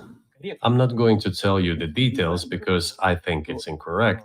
After all, it was confidential Наше предложение conversation. было отклонено. But our proposal was declined. That's a fact. Тогда, именно тогда я сказал, It was right then when I said, look, but then we will be forced to take countermeasures. будем создавать такие We will удары. create such strike systems that will certainly overcome missile defense systems. Ответ был такой. Мы The answer was, вас, а вы we are not будете doing против. this against you and you do what you want, Не против. assuming that it is not against us, not against the United States. Гиперзвуковые системы. I said, okay, very well. Межконтинентальные. That's the way it went. And we created hypersonic systems with intercontinental range, and we continue to develop them. We are now ahead of everyone, the United States and the other countries, in terms of the development of hypersonic strike systems, and we are improving them every day. That's But it true. wasn't us. We proposed to go the other way, and we were pushed back. По поводу расширения НАТО на восток. Now, about NATO's expansion to the Какого east. НАТО на восток? Well, we were promised no NATO to the east, not an inch to the east, as we were told. And then what? Ну, They said, well, it's not enshrined on paper, so we'll expand. 5 расширений. So there were 5 waves of expansion, the Baltic states, the whole of Eastern Europe, and so on. И вот теперь прихожу к главному. And now I come to the main thing. They have come to the Ukraine ultimately. In 2008, at the summit in Bucharest, they declared that the doors for Ukraine and Georgia to join NATO were open. Now about how decisions are made there. Germany, France seem to be against it, as well as some other European countries. But then, as it turned out later, President Bush, and he's such a tough guy, a tough politician, as I was told later, he exerted pressure on us and we had to agree. It's ridiculous. It's like kindergarten. Where are the guarantees? What kindergarten is this? What kind of people are these? Who are they? You see, they were pressed, they agreed. And then they say, Ukraine won't be in the NATO, you know? I say, I don't know. I know you agreed in 2008. Why won't you agree in the future? Well, they pressed us then. I say, why won't they press you tomorrow? And you'll agree again. Well, it's nonsensical. Who's there to talk to? I just don't understand. We're ready to talk. But with whom? Where are the guarantees? None. So they started to develop the territory of Ukraine. Whatever is there, I have told you the background, how this territory developed, what kind of relations there were with Russia. Every second or third person there has always had some ties with Russia. And during the elections in already independent, sovereign Ukraine, which gained its independence as a result of the Declaration of Independence. And by the way, it says that Ukraine is a neutral state, and in 2008, suddenly the doors or gates to NATO were open to it. Oh, come on. This is not how we agreed. Now, all the presidents that have come to power in Ukraine, they relied on electorate with a good attitude to Russia in one way or the other. This is the southeast of Ukraine. This is a large number of people. And it was very difficult to dissuade this electorate, which had a positive attitude towards Russia. Viktor Yanukovych came to power, and how? The first time he won after President Kuchma, they organized a third round, which is not provided for in the constitution of Ukraine. This is a coup d'etat. Just imagine, someone in the United States wouldn't like the outcome. In 2014? Before that. No, this was before that. After President Kuchma, Viktor Yanukovych won the elections. However, his opponents did not recognize that victory. The US supported the opposition, and the third round was scheduled. What is this? This is the coup. The US supported it, and the winner of the third round came to power. Imagine if in the US something was not to someone's liking, and the third round of election, which the US Constitution does not provide for, was organized. Nonetheless, it was done in Ukraine. Okay, Viktor Yushchenko, who was considered a pro-Western politician, came to power. Fine, we have built relations with him as well. He came to Moscow with visits. We visited Kiev. I visited too. We met in an informal setting. If he's pro-Western, so be it. It's fine. Let people do their job. The situation should have developed inside independent Ukraine itself. As a result of Kuchma's leadership, things got worse and Viktor Yanukovych came to power after all. Maybe he wasn't the best president and politician. I don't know. I don't want to give assessments.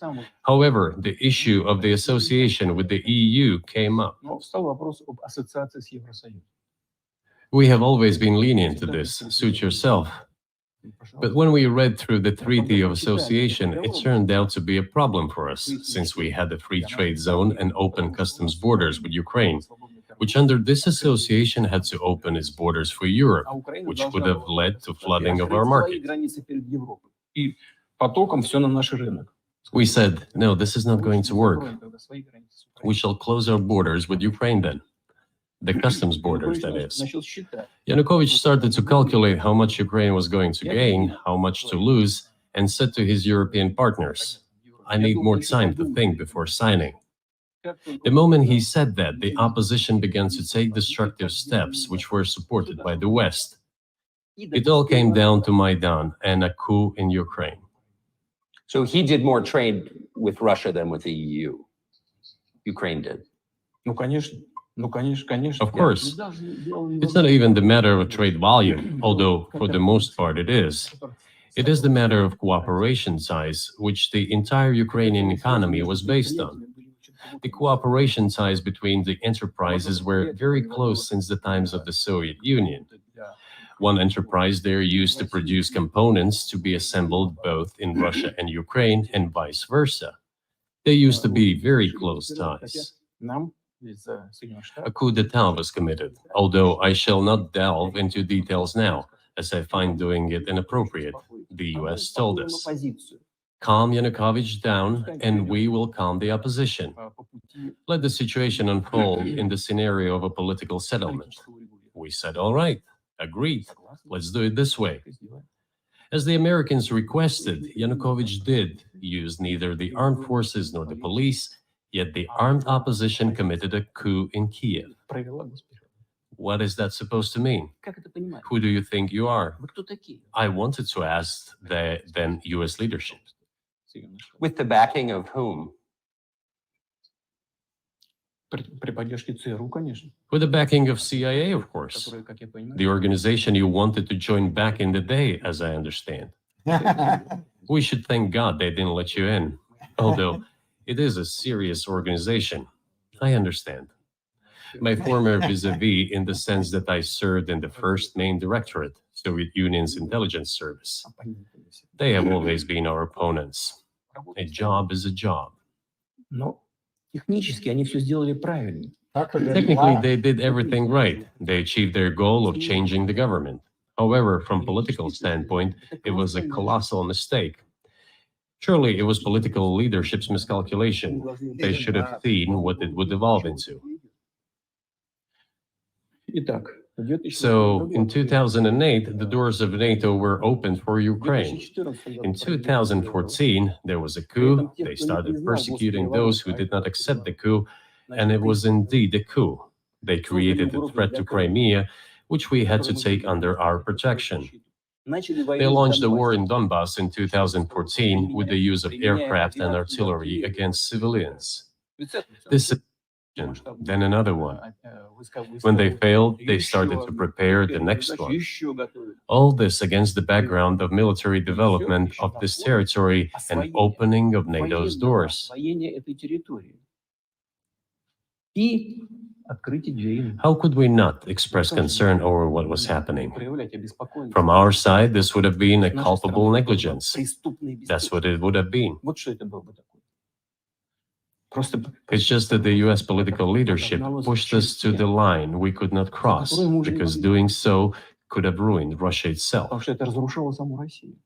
И потом мы не могли бросить наших единоверцев. Besides, we could not leave our brothers in faith, in fact, a part of Russian people, in the face of this war под machine. эту военную машину. What was the but that was 8 years before the current conflict started. So what was the trigger for you? What was the moment where you decided you had to do this?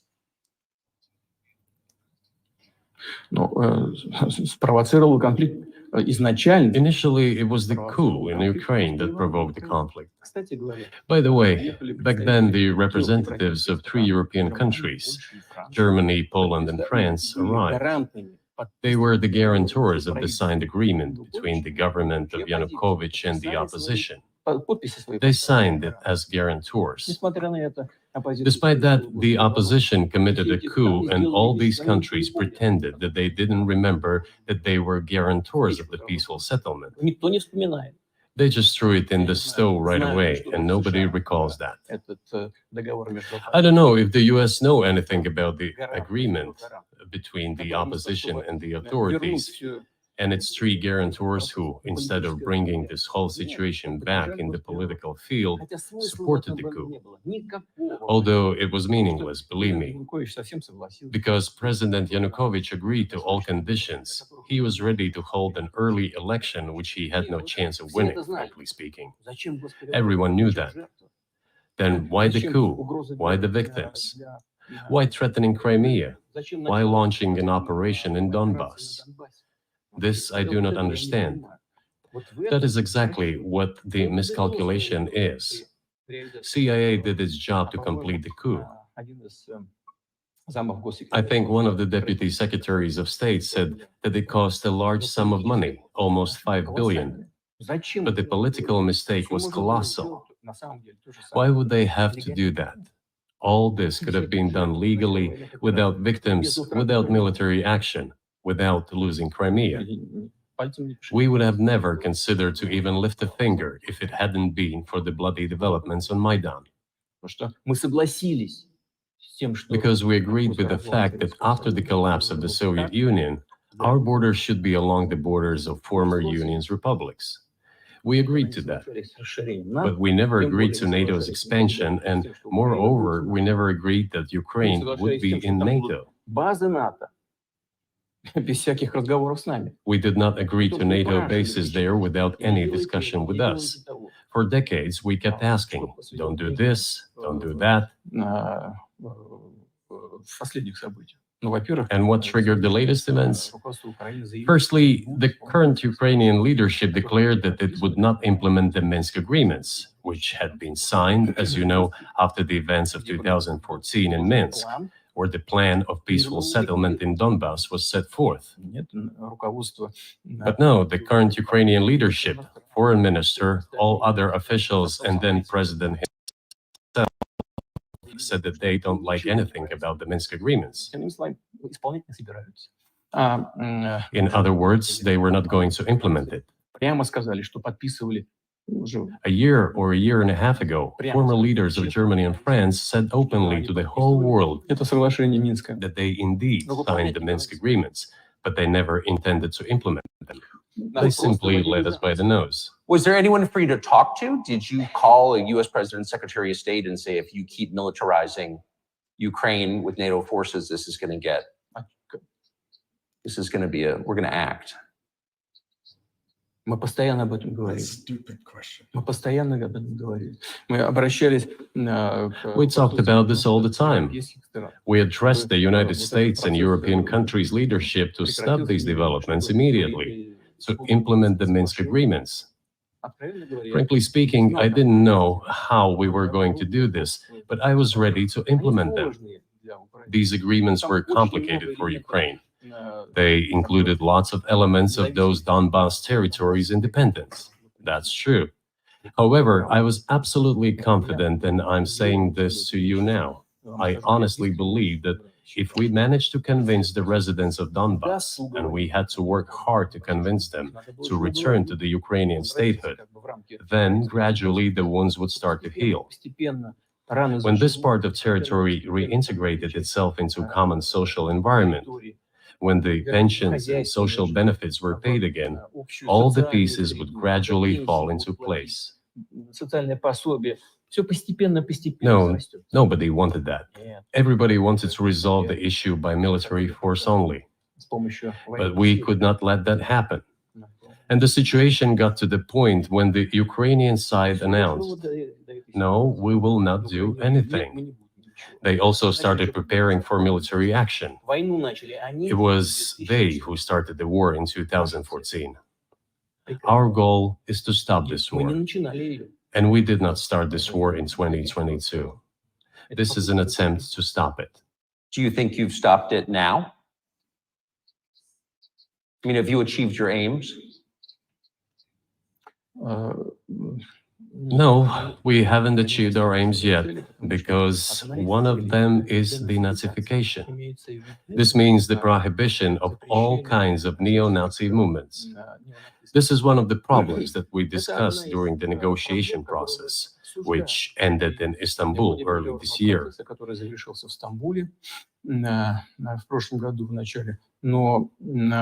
And it was not our initiative, because we were told by the Europeans, in particular, that it was necessary to create conditions for the final signing of the documents.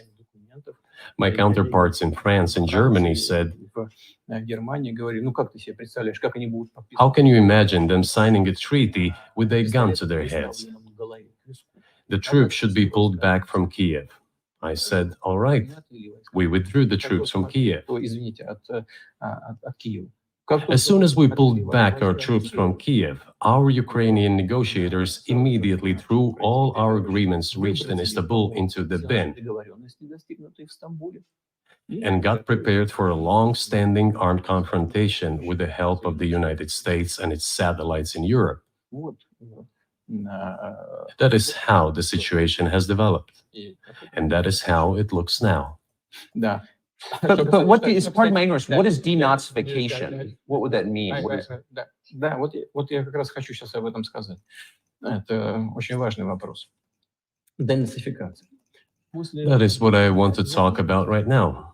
It is a very important issue. Denazification. Искать, как говорят некоторые. After gaining independence, Ukraine began to search, as some Western analysts say, its identity. Во главу угла этой идентичности. And it came up with nothing better than to build this identity upon some false heroes who collaborated with Hitler. Которые сотрудничали с Гитлером. Я уже говорил, что I have already said that in the early 19th century, when the theorists of independence and sovereignty of Ukraine appeared, they assumed that an independent Ukraine should have very good relations with Russia.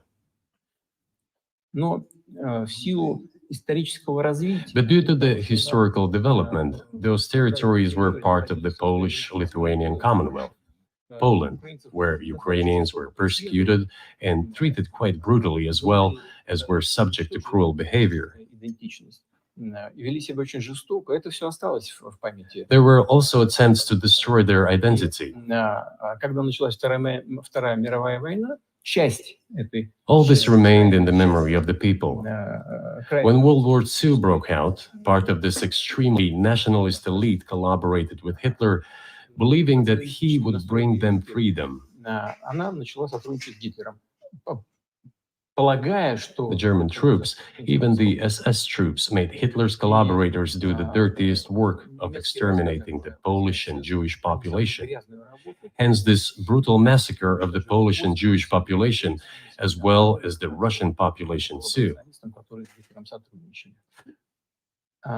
Вот отсюда вот эта жестокая резня. This was led by the persons who are well known, Bandera, Shukevich.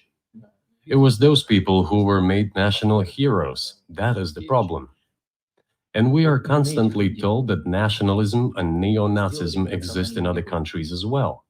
Yes, they are seedlings, but we uproot them, and other countries fight against them. But Ukraine is not the case. These people have been made into national heroes in Ukraine.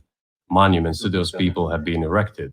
They are displayed on flags. Their names are shouted by crowds that walk with torches, as it was in Nazi Germany. Они на флагах, они их имена кричат. These were people who exterminated Poles, Jews, and Russians. Это люди, которые уничтожали поляков, евреев, русских. It is necessary to stop this practice and prevent the dissemination of this concept. I say that Ukrainians are part of the one Russian people. They say, no, we are a separate people. Okay, fine. If they can... You can go to Tucker Carlson's website. We listened through 58 minutes. So we listened to about half of it. But I have to walk my dog. He's going crazy. So sorry. Let's just go with Mike. I didn't know that. Nunya, I don't think the United States has capitalism right now. I think everything's rigged. Everything is rigged. If those big boys with the red socks and the pinky finger rings really wanted to have free markets, they don't. If they really did, that'd be fun. That'd be fun to see who would end up on top. Let me see. Do you think ZJ? Yes, I still think it'll squeeze. I mean, it's a prediction, not a promise. But what we've seen today is the beginnings of the trouble, if it's going to happen. It's like that beginning of Mission Impossible. Doom, doom, doom, doom, doom. They light the match and it just goes doo-doo, doo-doo, dun, dun, dun, dun, dun, dun, dun, dun.